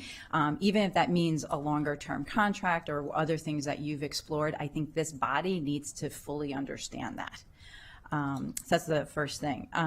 The second, a number of my colleagues have brought this up, which is really understanding the contracts, the costs involved in decommissioning the RRF. As Councilmember Balcom just said, the settlement costs. I appreciate the comment on the closeout costs. Having done a deeper dive on this last year, I think there are other things that the county may be responsible for, and I want to make sure that we are fully aware of what those are. Escalation provisions that were talked about, any other potential risks or things about has been talked about regarding landfills closing or being under regulations of their local government. I think we need to understand that fully, and I appreciate Councilmember Balcom asking Ms. Wellens to give us direction on what is the best way to receive that information, because we need to be very comfortable, depending on the decision we make, that we are making a decision for the long term, for what's best for our community, and really understanding what we're committing ourselves to. Because that is not negotiations that we are party to. And I'm just going to say out loud that in the last couple of years, we have not always gotten straight information from this county executive on these matters. I want to see it. I want to see it in writing, and I want to understand what we are committing our community to. The next is impact on municipalities. We've talked about roads and trucks and everything, but during the budget, we did receive a letter from the mayor of Rockville, and I want to make sure specifically our municipalities of Rockville and Gaithersburg are asked if they have any concerns and feedback on the different options. And then finally, on the food scraps, I appreciate the looking at other sites. Just want to add whether or not we've talked to WSSC about their biosolids facility and other potential locations. Also, if we've looked into, because a number of advocates, Tacoma Park, as you all know, has curbside composting we've had for years. But some of the advocates on composting have talked about the fact that really what we should be looking at is smaller sites around the county to make it more feasible for people. And has that been explored? So anyway, don't expect any answers now, but would really appreciate written responses and to really fill these out in the coming months. And I want to thank the Council President for setting up this process. Thank you. Thank you. Next, Councilmember Lori Sells. Thank you, Council President, for scheduling this discussion. I think it is appropriate to have this after budget, and I appreciate all of the thoughtful comments and questions from my colleagues. We've been talking about this for a while, and you know, Director, you've inherited quite the challenge, and so I appreciate all of the time that you've spent talking with us about the different options that are before us, the limited options that we have. And, you know, I think Mr. Levchenko made it clear that there's no clean way to process this trash. There's no easy way. And we are one of the largest jurisdictions, and we're used to leading in most areas. And to hear that we're leading in this area, I just want to better understand what that means exactly. How are we evaluating the efficiency of our current system in comparison to some of the most innovative technology implemented worldwide? I'm not sure which conferences you're attending about, you know, waste processing, and I know that Europe has higher standards. And so I just want to make sure that we are fully exploring all of our options and not relying solely on what is here locally. So more information about how we are looking outside of the county and other jurisdictions and across the ocean.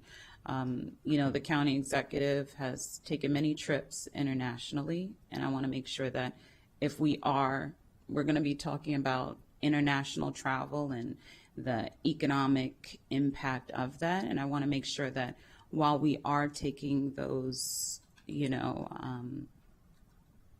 explorations, we're also looking at some of the technology that's available to bring back those best practices here.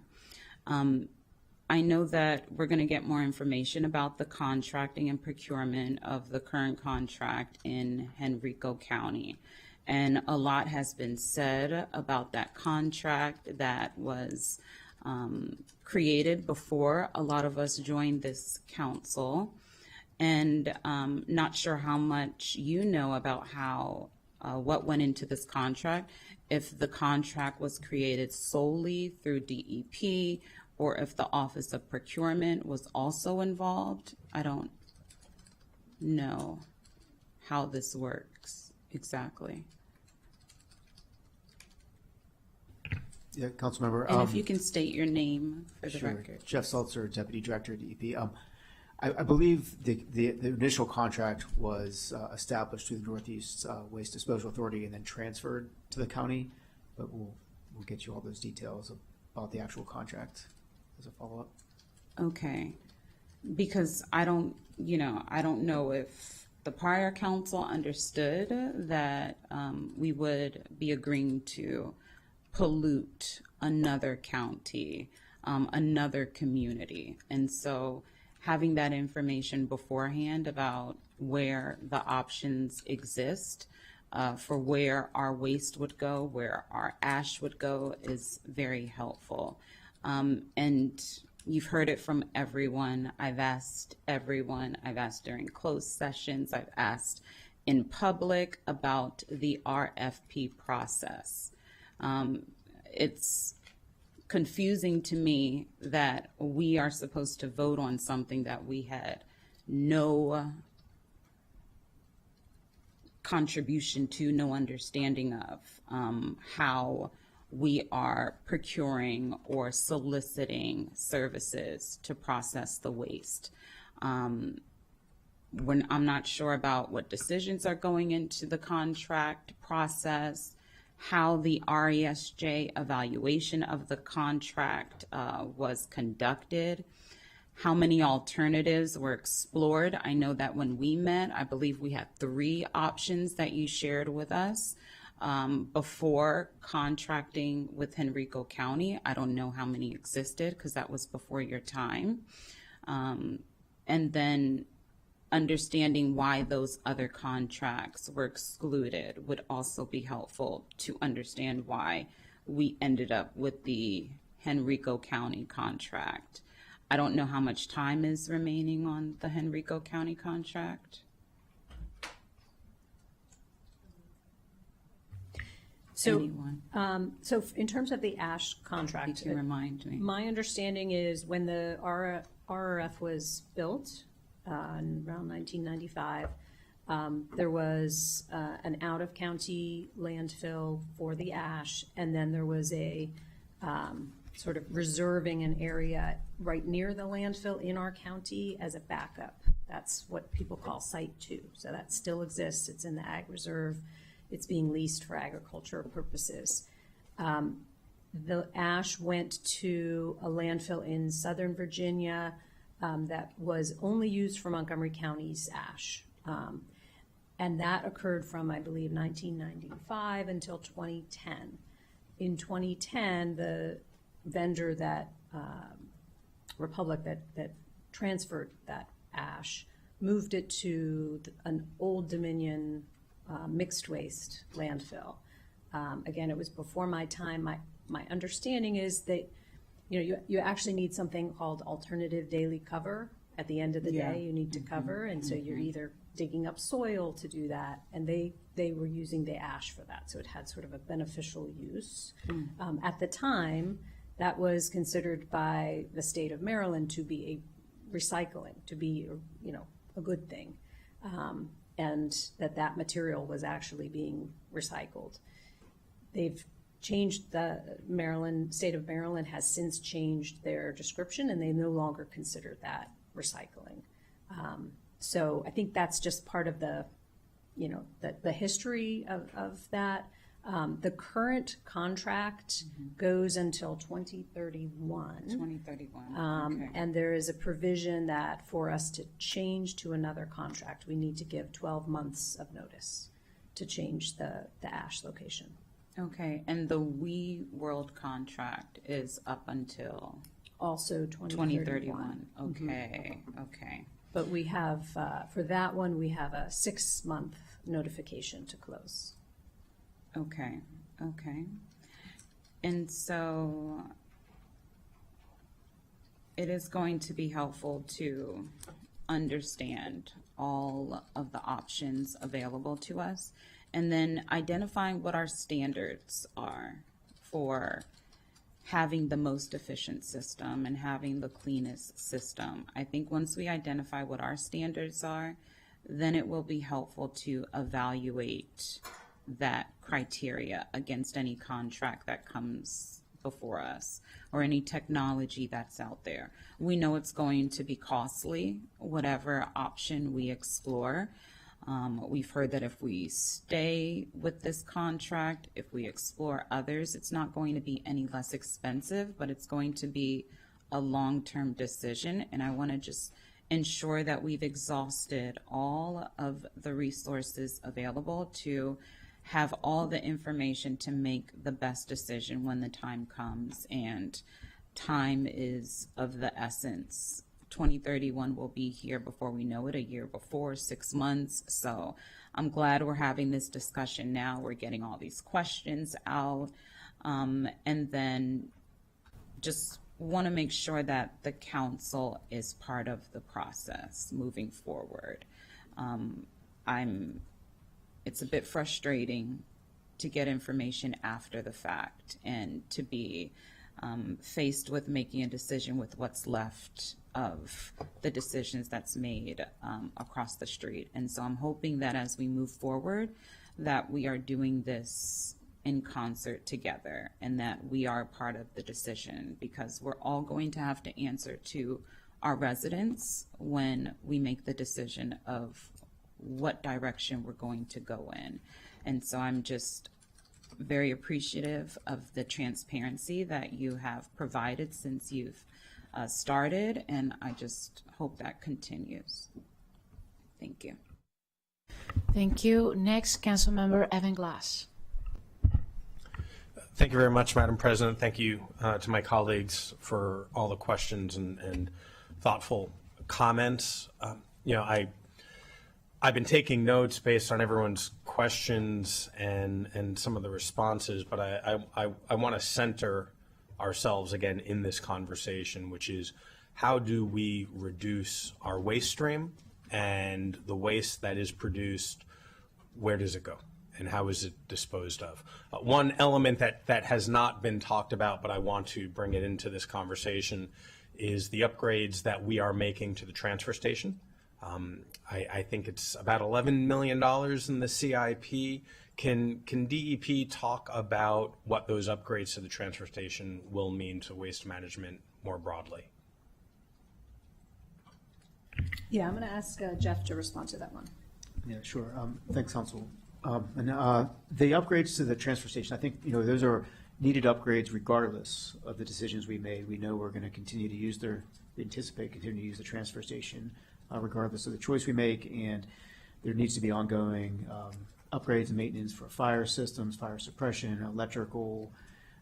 We continue to modernize the technology, such as the scale house. So those capital improvement projects that are in the budget, just to allow that continue to operate safely, and regardless of the decision we make. My understanding is that some of those upgrades will also allow us to capture more for recyclable materials or other types of items. Is that right? Or it's all just more technical? Yeah, I don't know if any of those upgrades are going to increase recycling at the facility. Okay, appreciate the candor. Yeah. Going back to a topic that a few colleagues have talked about in composting. Important to note that about a quarter of all the waste that is in our stream is food.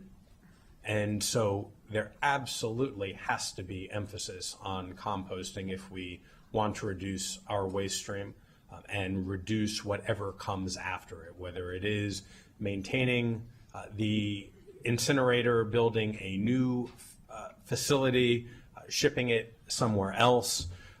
All of that gets reduced, and the need for those get reduced as we reduce our food.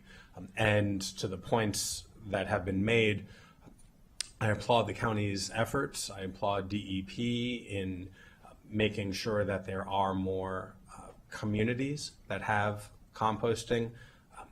The city of Tacoma Park, as was noted, has its own, but I believe there are 3 or 4 communities in Montgomery County that are under the trial program, which is no longer trial, but is restricted. And I have been asked ad nauseum why we cannot expand that program. And I know it centers on the agreement that we have with Sugarloaf. Can we talk a little bit more about that? Because it is frustrating for me to say we can't do more because we don't have enough capacity. But as we talk about this, people continue asking, well, why not? Can you talk about the agreement? And I know that it is part of the record, and demystify for people why we are at this impasse. Sure. So as a legacy of what happened decades ago, there's an agreement between the county and the Sugarloaf Citizens Association that governs what happens at the facility that we're currently using for our yard trim composting. So people might know that there's collections across the county of yard trim that people are required to separate from their trash, put in a bin, we collect it, and it ends up at that yard trim facility. DEP's done a lot of study about where we could do food composting and how we could expand, whether it's additional collections or what we want to do is collections at everyone's houses, right? Who is able to, and at all the multifamily buildings and at all the small businesses and restaurants and things. But we need somewhere to take that to and to do composting for it to be a practical option. That yard trim facility is ideal from lots of perspectives, and having people put the food compost mixed in with their yard trim, picked up at the same time, taken there, and it's a very efficient way to compost because you need both the brown and the green. It mixes together. It's a great thing. That current agreement does not allow us to do that. So we would need, under that current legal agreement, we would need agreement from the Sugarloaf Citizens Association to expand from yard trim and also include food waste at that same location. In our negotiations with the Sugarloaf Citizens Associations that have been going on for over years, I think, they have said that they would not allow us to use it for food waste unless we close the RRF. So you might know that some of the, when we framed the options, we've included food composting in the option of closing the RRF. Our current, we have basically an updated analysis from what we've provided at the open house and to all of you in the spring, where we've also included food composting under all of the options. So whether or not the RRF is closed, how do we compost? How do we get that collections? It is considerably more expensive to go to another location, but it can be done. It's just, it costs a lot more money. One of the possible locations is that Site 2, which is near the RRF. It's near the yard trim facility. It's in the Ag Reserve. It's currently being leased for agriculture, and it is permitted as an in-county landfill. It would require a lot of roads to be built, and more trucks and things would be going there. We could use that. If we don't close the incinerator, that is the site that we will develop. It would take about 7 years. We'd have to go through building roads and other infrastructure to get there. But that's part of why having this decision made will allow us to go one way or the other so that we can get to that composting. Thank you very much, Director, because I think what you just explained with this one facility, which is a facility, a property that the county wants to eventually bring composting to. And there's no objection that it is a great site, right? But within that one question and longstanding agreements and what comes next and the questions thereafter, that is this entire conversation. It is a Gordian knot of sorts in that every question begets three more questions, not all of which can be answered in the timeliness or with the sufficient response that's needed. That's a really hard public conversation to have. There are calls, to do this good, cheap, fast, and you can only pick two of those three because as we recall 2 years ago, the county executive, when first starting this conversation, wanted to build basically a $1 billion facility. And I say $1 billion because we were only told publicly it would cost hundreds of millions, which I surmise is nearly $1 billion.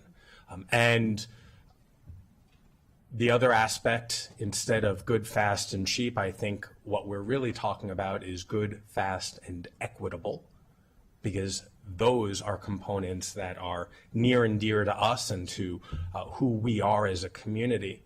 And nobody likes shipping trash or ash to low-income communities. But we also recognize that the good and the cheap also have to be determined because we don't have a whole lot of money for a whole lot of things right now. And I will not surmise what the CIP might be next year when it gets restarted for a 6-year program. But this would absolutely have to be part of that. And so nothing can be taken in a silo. But we do have to figure out what this county and what the community want. And I think it is sufficient to say that we don't want trash going to other communities. We want to reduce our waste stream, and we all have to do it in a budget that is feasible. That's the Gordian knot. I appreciate Council President engaging in this. I know that this approach has not been satisfactory to everybody, but with 11 members of this body, with changes to this body and across the street next year, I actually believe this conversation primes Rockville and the county government for making a decision next year when that CIP is developed, when new leadership is here, because as has been noted, this is a decision of consequence and one that will be irreversible and will require everybody figuring out to undo that knot. I yield back. Thank you. Next, Councilmember Don Lukey.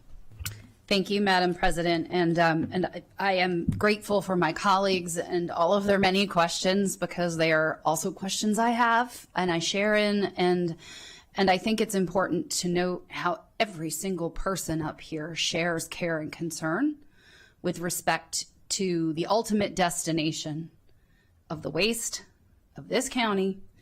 And that has been consistent, and I have been consistent in my advocacy about that from the first time we had a discussion about this. And I appreciate the Council President and Councilmember Evans for flagging the issues that have transpired most recently, but I'm not going to give oxygen to disingenuousness that's out there in the internet.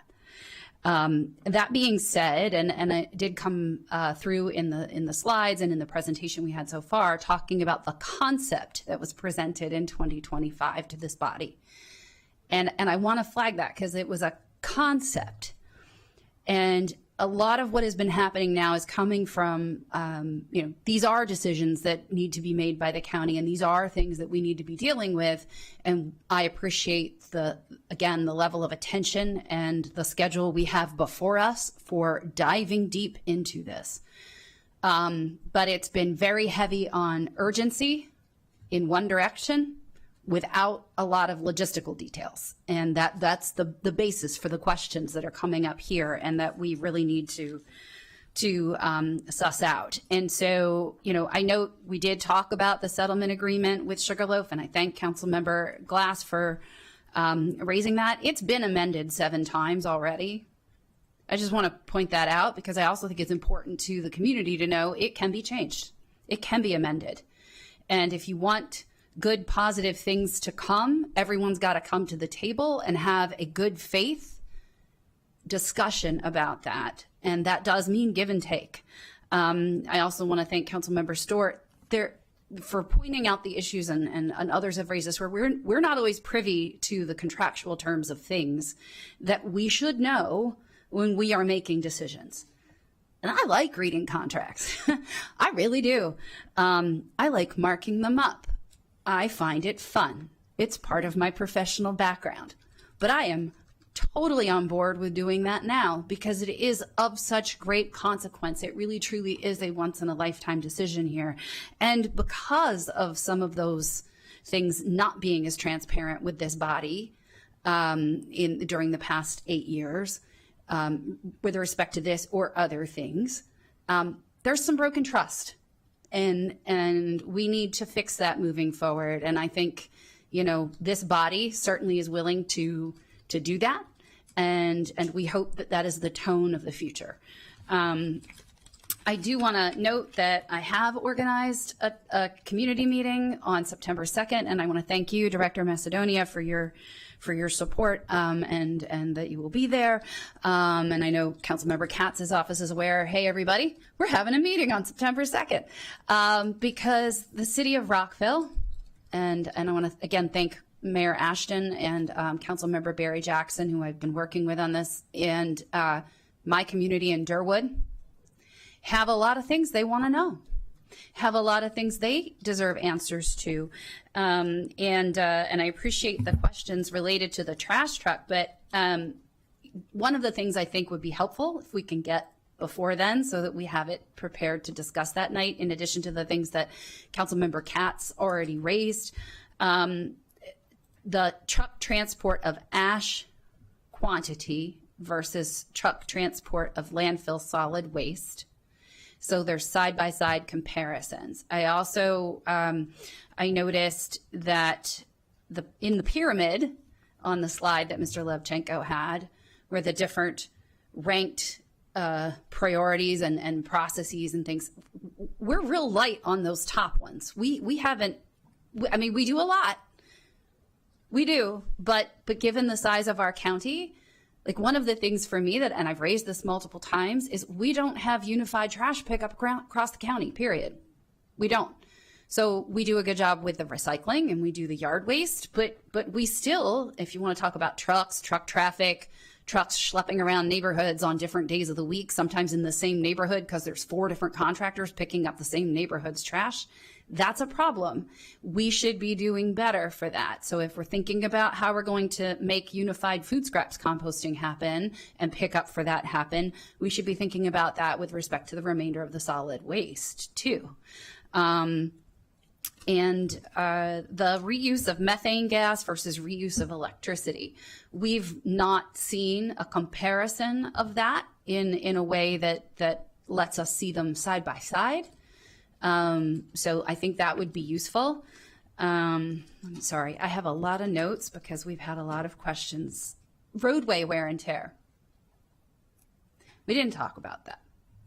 But that is also a factor in the overall costs to the community. I note that you said it would take 7 years to put Site 2 into food scraps composting if that was an option, and that is, and that's one piece of a possibility here. But that is where I have the ongoing concern is there is advocacy for an immediate change, yet the getting us to the enhanced top portion of that pyramid requires some time. And I do agree that 2031 will be here before we know it. So I do 100% accept the urgency of all of this. But unless and until we are doing certain things in parallel, and we can demonstrate that and have a coherent set of logistics for how that's going to work and the costs thereof that we can all evaluate, we're going to be stuck. So those are the critical things that we need in order to make those decisions. But there has been zero change in my position of not being willing to flip a switch on just shutting it all down, absent knowing all these other things and all these other critical pieces. Because again, I'm not going to make Montgomery County's trash somebody else's problem because we haven't done our work. And that is the bottom line. So I'm hoping everyone comes to the table in good faith to work through these issues moving forward, and that we are able to develop a strategic plan, recognizing the getting us there will take a little bit of time, but that we have a decision and a roadmap and a plan, and we are moving forward as one Montgomery County. Thank you. Thank you. Councilmember Kristen Mink. Thank you. The great majority of my questions have been asked, and so I will keep it short, but I do want to also express my appreciation to DEP, to our council staff, as well as very much to my colleagues. I think that this is really helpful part of the process. I did want to ask, so the RFP responses for the AWP are due September 14th, which is also around when we're starting work sessions on this issue. So I just want to have realistic expectations about what kind of analyses we're going to be able to review at that time, given the time constraints of when that RFP window is closing. So are you able to speak to that now, or is that something that you want to follow back on in terms of what you think you'll be able to produce in terms of a comparison by then? So I will say we have developed estimates of the advanced waste processing based on research, based on other facilities, including there's one in Virginia that's very similar.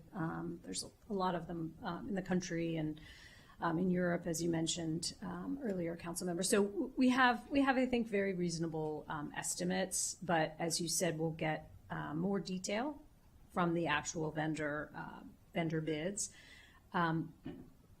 We will be able to, I understand the concern of not being able to see the bids, and I will just say, that I think talking to the Office of the County Attorney, Procurement Office about the procurement sensitivity, we've asked for all of this information to be provided, but we also understand that there are procurement confidentiality rules, so forth. So we do need to follow those rules, and I'm being guided by our Office of County Attorney, which I would encourage all of you to ask those same questions too.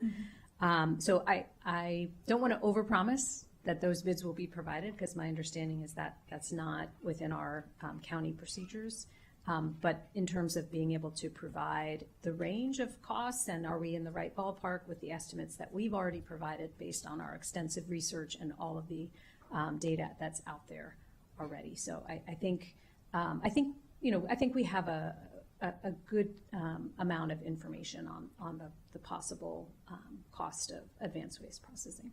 Got it. Thank you. And then lastly, I'll just note that there's obviously a lot of interest from everybody in that, reduce part of the inverted pyramid there. So if there are, and part of that, is part of this overall process, the composting, all of that. But if there are additional policy or legislative actions that we could be a partner in, please do bring those to us at any time. I think we'll all want to be a partner in that. Some of it may seem tangential, but certainly could be impactful. The plastic bag ban, for example, I'll note as an example of an action that is relevant here. And are there more actions that we could take that could be, a piece of the puzzle here? What else could we do to promote, compostable and recyclable packaging, buying local, et cetera, these things that will ultimately feed into our ultimate destination here. Yeah, thank you so much. I agree. And I will just say, while there's certainly more that we could do, and we will look at what are some options, but I don't think it's fair to say that we haven't done higher things on the pyramid. I think the county has implemented over the years quite a lot in terms of the higher levels of the pyramid and aiming for zero waste, and both through education and outreach campaigns and working with small businesses and large businesses. And so it's a continual improvement process, but as you mentioned, a lot has been done, and as a county, our waste diversion numbers are actually quite good relative to, if you look at other similar counties. So we're well on our way, but it doesn't mean magically we're going to get rid of all of the waste. We're still going to have something to dispose of. So we'll still have these important discussions. Thanks. Absolutely. Thank you. And I think if there's one thing that this presentation and this ongoing conversation demonstrates, it's that we cannot convey the entirety of this discussion with the inverted pyramid, which is why there's multiple models and then hours of discussion surrounding it. So I'm glad that we're able to make this public, because the public needs to understand this as well. So thanks. Thank you. Next, Councilmember Andrew Friedson. Thank you, Madam President. I'm glad we're finally having this long overdue conversation, which is frankly 7 years in the making, not a question of whether or not it should have happened during the budget or now, but whether or not, we're finally having it after years and years and years of delay after longstanding commitments to the community. So I'm glad we're having that. I think that's the context that we should be thinking about this. I used to represent the area directly and immediately impacted, now ably represented by Councilmember Balcom. And obviously, first and foremost, we have to improve our composting, as has been said multiple times, and significantly reduce our food waste. This has been a longstanding commitment that we have also had, and we have, I believe, fallen short on what we set out to do and what I believe we need to do. And while I appreciate the director's comments on how we are comparatively better than most, the comparison isn't so good, to be totally candid here. And I think we have to be honest about that as well. Most counties and jurisdictions don't do this well, and we comparatively do it a little better than not well. And we need to do a lot better than that, and we need to base this decision, as we have said before, on environmental justice and equity and on economic and fiscal realities. And it's hard to navigate some of these different dynamics.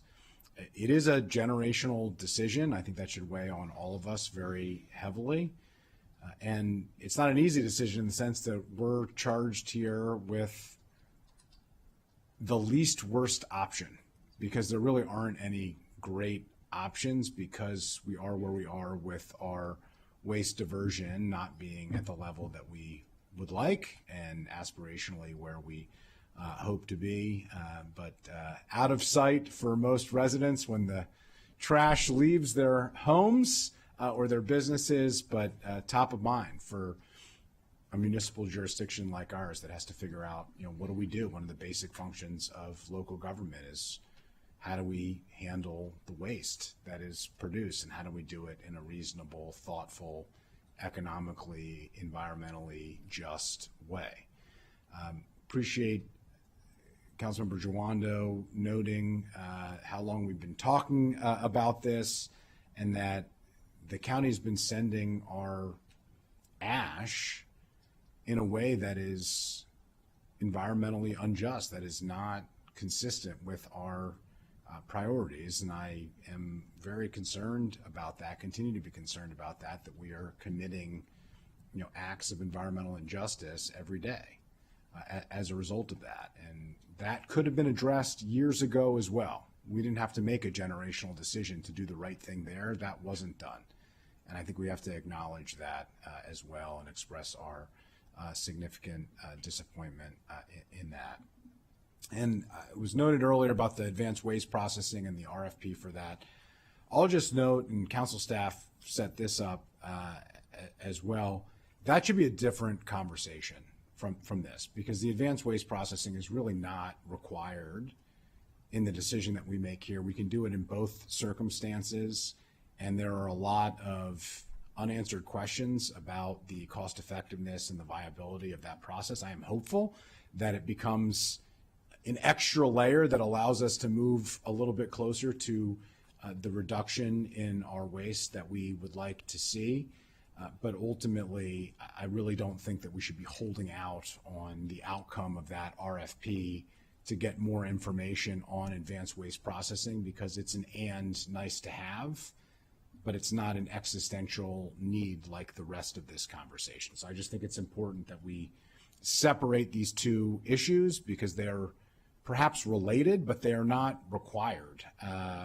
In terms of the advanced waste processing, it is required for us to make a decision on what we do with our trash and whether we bury or burn. And ultimately, that is the choice before us, the generational decision that we're going to have. Just a few questions as we get into it.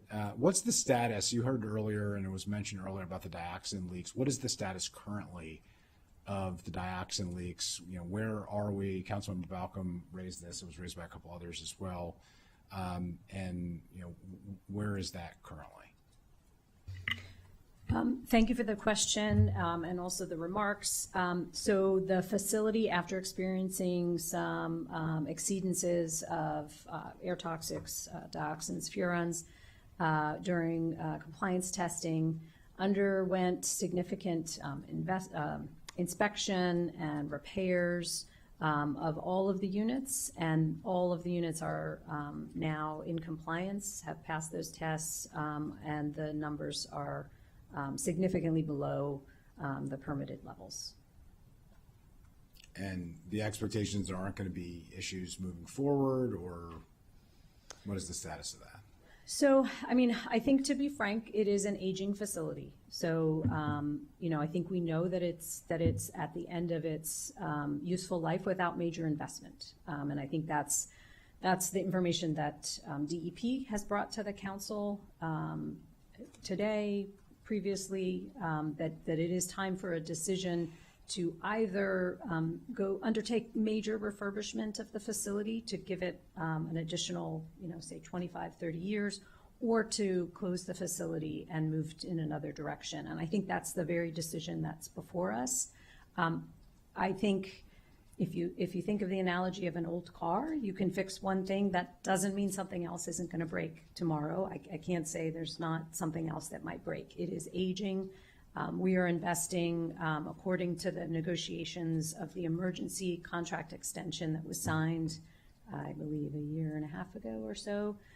There was sort of a absolute, in order to keep it operating for 5 more years, there was a $60-some million. I'll note that was a created emergency, just to be, upfront about that. The executive branch created the emergency and then dumped the emergency on the council's lap. But I'm glad that we're addressing that.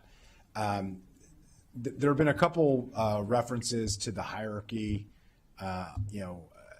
that EPA used, that was also included in this staff report, that characterizes incineration as energy recovery, places it above treatment and disposal or landfilling. There have been some concerns about the use of that. Could I just hear from DEP and from council staff on what data was used to base that hierarchy and whether or not that is considered to be a current standard? So, yeah, I want to make sure I understand your question. I think council staff used it, and it's been referenced. Some community members have pushed back, saying they don't think that this is the current standard, that there was essentially walked back in 2022 by EPA with a disclaimer. I just think it's important for us to understand what the objective data is that we're looking at. And obviously it's a little bit of a Rorschach test. You can look at it and see what you want, but I just wanted to ask the question since it's been raised. So I'm going to turn to Kaylee in a moment. I'll start by saying, I think that hierarchy is designed to kind of simplify for audiences to see that you want to start with keeping things out of the waste stream as much as possible. Reuse, repair things, recycle things. And then, it's getting smaller and smaller. You're trying to divert as much as possible before you get to the bottom of it, which is bury or burn. And whether even if you burn, you're still going to have something to bury, right? You still have the ash, but it would be a smaller amount. I think the point that I made earlier, I don't know if this is what you're talking about, was just that whether it's a incinerator or a landfill, there is energy recovery in both cases. One is electricity, the other is captured methane, which can be used to offset fossil fuel. And in both cases, you're going to have a landfill or disposal option. One is ash, one is mixed waste. You'll have less ash than you'll have mixed waste. I think the comparison is somewhere in the range of 23% ash and 64% waste. Those numbers are probably off a little, but so it still sort of can meet in that framework of a hierarchy, or you could look to another oversimplified way to think about these concepts. I think they're just trying to sort of capture the point that you want to divert as much as you can from the waste stream, because there are environmental impacts, there are cost impacts to any of the final disposal options of what's left. Is there anything to add to that to clarify? Yeah, I mean, I would just add that EPA has a website where they kind of frame that hierarchy, and some of the things that they go into a little bit more detail on that website is that there's a fair amount of nuance to it. So in addition to kind of the broader categories that they lay out in the hierarchy, there's other things that play into it, like which facilities are you looking at, what materials are you talking about, what's the composition of the waste stream. And so EPA kind of acknowledges that this hierarchy isn't necessarily applicable to every situation and every material. There is some nuance to it, and it's intended to be kind of like an educational tool that can be used to give a general sense of where effort should be placed. So we want to focus first on reducing the waste, and then on recycling, and then on proper disposal. The other thing that I'll just mention about the energy recovery is I think when you get down to that bottom part of the hierarchy, the point that EPA is trying to make is that disposal with energy recovery is preferred to disposal without energy recovery. So, they even in their descriptions on the website include landfill gas to energy in that energy recovery tier. So that would be the comparison of our old process where we weren't doing the methane capture versus. Right. Yeah. So, with the methane landfilling capture, that we would be just to looking at would be including some energy recovery. And if I could just add, I think when you see our analysis of how we weigh these things, like the nuance that Kaylee's talking about, we incorporate that. We're looking at our actual waste composition study, how much organics are in there, which influences how much methane and greenhouse gases you create. So, our analysis is very specific to, what we have here in the county. Thank you. Anything to add, Mr. Levchenko? Yeah, I would just note the hierarchy dates back to the Obama administration. So it is not a new hierarchy. And as you just heard, there's a lot of nuance to it. And new studies, we pointed to a study in the slides that talked about how you really do need to look at specific facilities. How good is the methane capture at a facility? How clean or modern is your incinerator? Those will definitely factor into a comparison. Appreciate that. I think it's important. I mean, we're incinerating right now, but we're incinerating in not a very modern way. We were landfilling in not a particularly modern way with no methane capture. So I do think the nuance is important and helpful, and I think we should be mindful of that. Last question before I yield back. There's a number of references to Site 2. Site 2 is obviously being leased and used for other purposes currently. What, if any, thought process is there for Site 2 by DEP? Near term, long term. What's your thought process there? So Site 2 is, as a county-owned location in the vicinity, is certainly, when we look at options for where to do things, that's one of the options. It's one of the options for disposal, and it's one of the options for food composting. There are some particular reasons why there would be a lot of challenges to use that site for either of those purposes. So we are also, when we do the analysis, we're considering the significant costs that would go into building the roads and things to make it used, the other infrastructure, and then also considering the time involved with permitting and litigation. We know there's sort of a long history there that would, likely play out in a litigation process. And there is a sole source aquifer that is in the vicinity. There's certain reasons why I think that's not a quick, smooth option to develop, but it is something that we have included as part of the analysis. I think there are better options, and it's not our recommended option at this stage. Anything to add to that? And do we have all of the written out analyses that have been done on Site 2 and otherwise?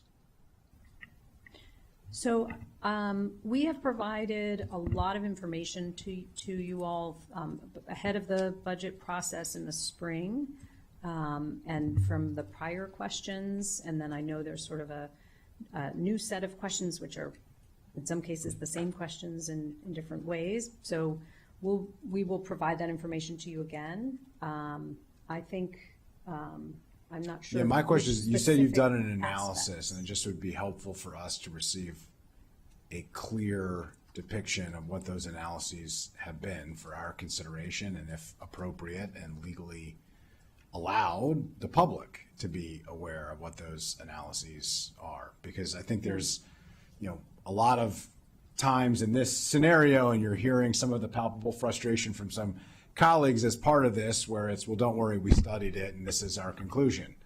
And well, we want to know what you studied and how you came to that conclusion, and we're going to make our own decision, because ultimately, if we're making a generational decision, it involves hundreds of millions of dollars and major impacts on not just our community, but on other communities, then we ought to have all of the information before us. And I think there's been a continued belief and feeling that we haven't had all of the information always in this. So I am asking now, this is my request, all of the information, all of the analyses, all of the sites, all of the scenarios that you have looked at and that you weighed, if you dismiss them because they were the worst of the least worst options, then we'd like to know why and what analysis went into that and how you came to those conclusions.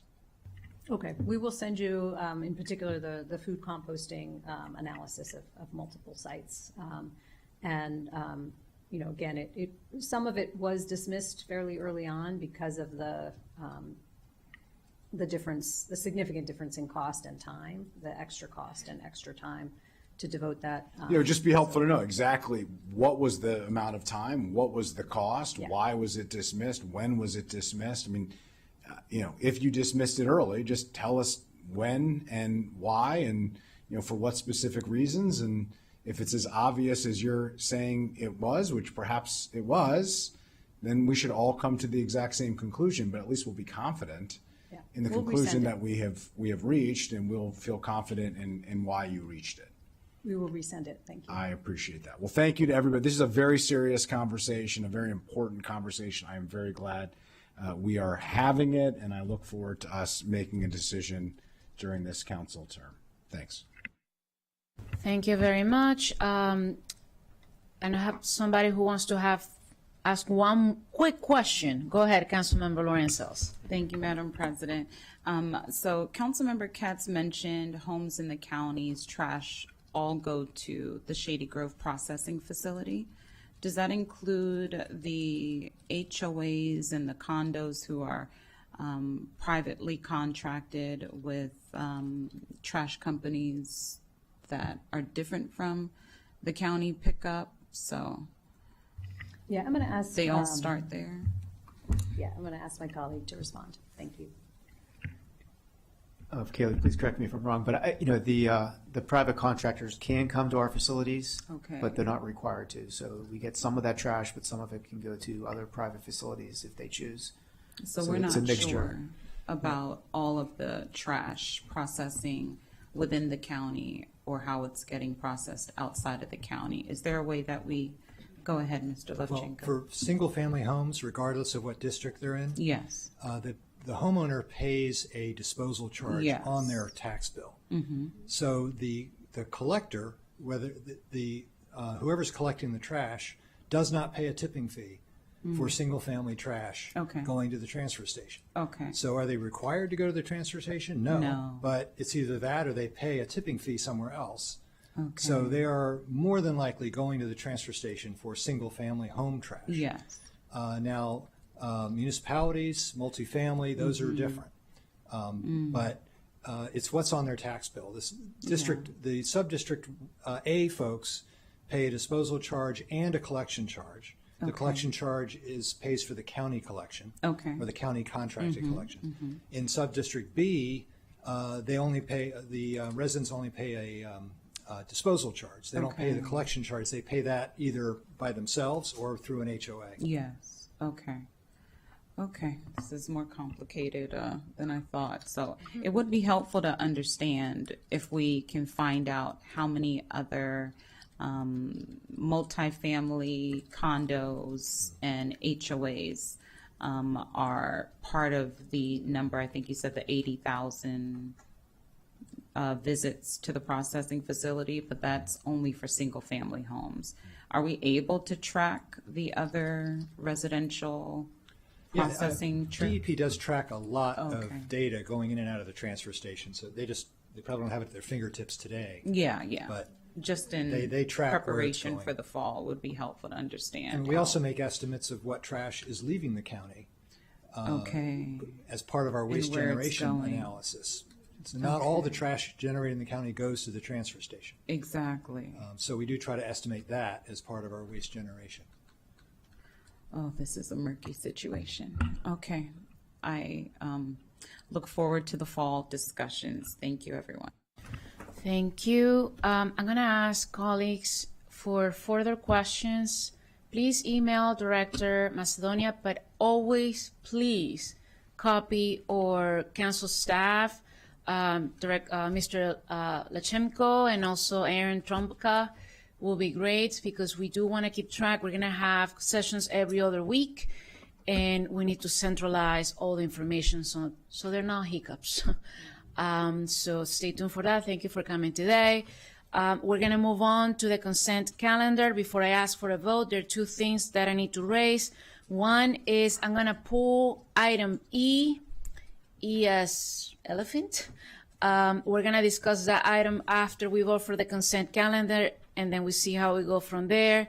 But also, before we vote on the consent calendar, I need a motion to suspend the council's rules of procedures, Rule 7D, to allow introduction and action in the same meeting for consent item D as David.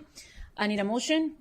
Moved by Council Vice President Balkan, second by Council Member Second.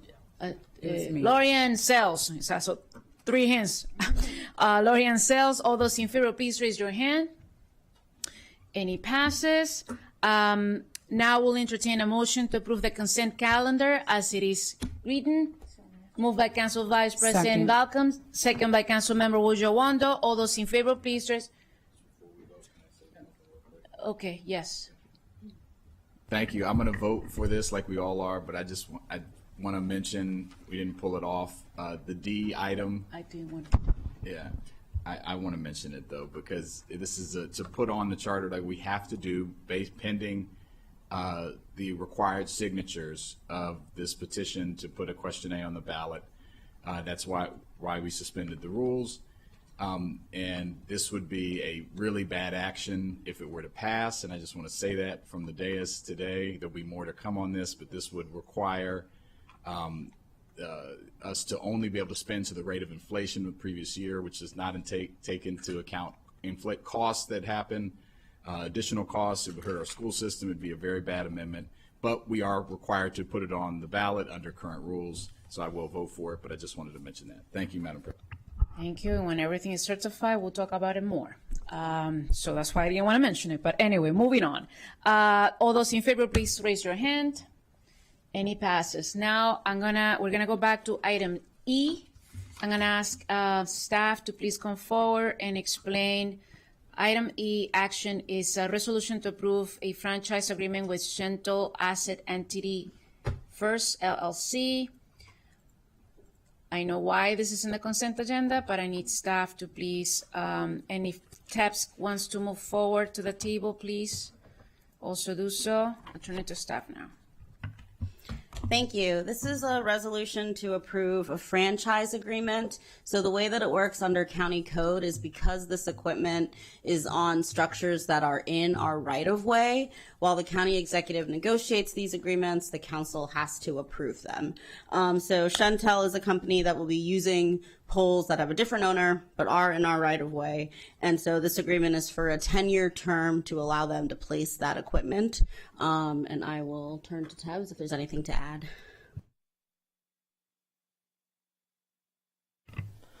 Yes, this is a franchise. Shentel is actually a provider Mitsuko Herrera from the Department of Technology and Enterprise Business Solutions. Good morning. This is actually, Shentel is a provider. It is a right-of-way franchise. They are primarily providing residential broadband services in Frederick County. In order to get around Sugarloaf Mountain, they have to dip down into Montgomery County, and then they are dipping back into Frederick County. If you look on the last page of the franchise, you will see that there is a map providing where their franchise and the franchise that they are receiving is to build in that area. Councilmember Keith Stewart. Sorry. I do want to add that this did not go to the GO committee because there was a request for it. In the packet, you will see that this project is supported by ARPA funds and must be completed by December 31st, 2026, making timely franchise approval critical to meeting the federal expenditure requirements. So I just wanted to add that as well and thank the council attorney and our staff at TEBS for moving this forward. Thank you very much. Thank you for that explanation from the chair of the GO committee. Councilmember Lori Sells now. Thank you, Madam President. Just had a quick question about any specific protocols or notice requirements for the disruption or the when they're placing the facilities in the right of way, or any sort of notice provided prior to the construction? So this is, the Shentel would be required to get, this franchise is similar to the 17 other telecommunications right-of-way franchises that we have. They are required to go to permitting to get a right-of-way permit and to comply with all of those requirements. For most of the work that they are doing is aerial, and that part of the county does not really have many sidewalks. There's no specific notice that is provided, a mail or anything provided to residents. However, permitting services will review their work plan. So if some of those roads may only have like 2 lanes, they are going to require them, if they have to have flaggers, other things, so that people can get around the vehicles. If they're doing aerial bucket trucks, depending on how they'll have to do those compliance things. Permitting will require them to do restoration both of any of the roadways that they disrupt or any of the ground that they disrupt. And then permitting will hold that permit open, and they will go back out and they will re-inspect. If there is anything that is not up to snuff, permitting will require them to go back out and fix it. As part of the permit, they are required to submit a $50,000 bond, and they also have insurance requirements. So if something is not fixed, permitting is able to go back and leverage the bond. But in most cases, the provider just either does it on the first go round, or they will fix it after permitting mentions something to them. Okay, and I know that this is a franchise agreement to facilitate broadband connectivity in Frederick. What about any work that happens subsequent to that in Montgomery County? Are they allowed to use this agreement to do work in Montgomery County? Or They- would they have to go back to permitting? So they are allowed to offer, they have to go to permitting if there's any construction that they're doing in the right-of-way.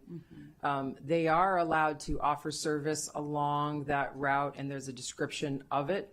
While that is not their primary interest, they have told us that if anybody is interested in getting service along that route, they are willing to provide them service. Okay. And are they, do you know if they're working with any of the data centers that are in Frederick? They have like other, this grant is primarily a residential grant. So as part of this, they're not planning on any specific partnership of it.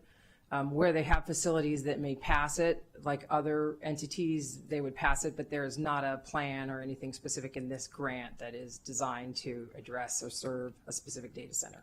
Okay, but if it does, would they have to disclose that to us within this 10-year agreement term? I don't think that they would have to come to us to disclose whether they made a connection to an entity in another county. Okay. Okay. Okay. All right. Thank you. Thank you. I think that's clear now. So with that, I need a motion to move the action of item E, which I had to pull before.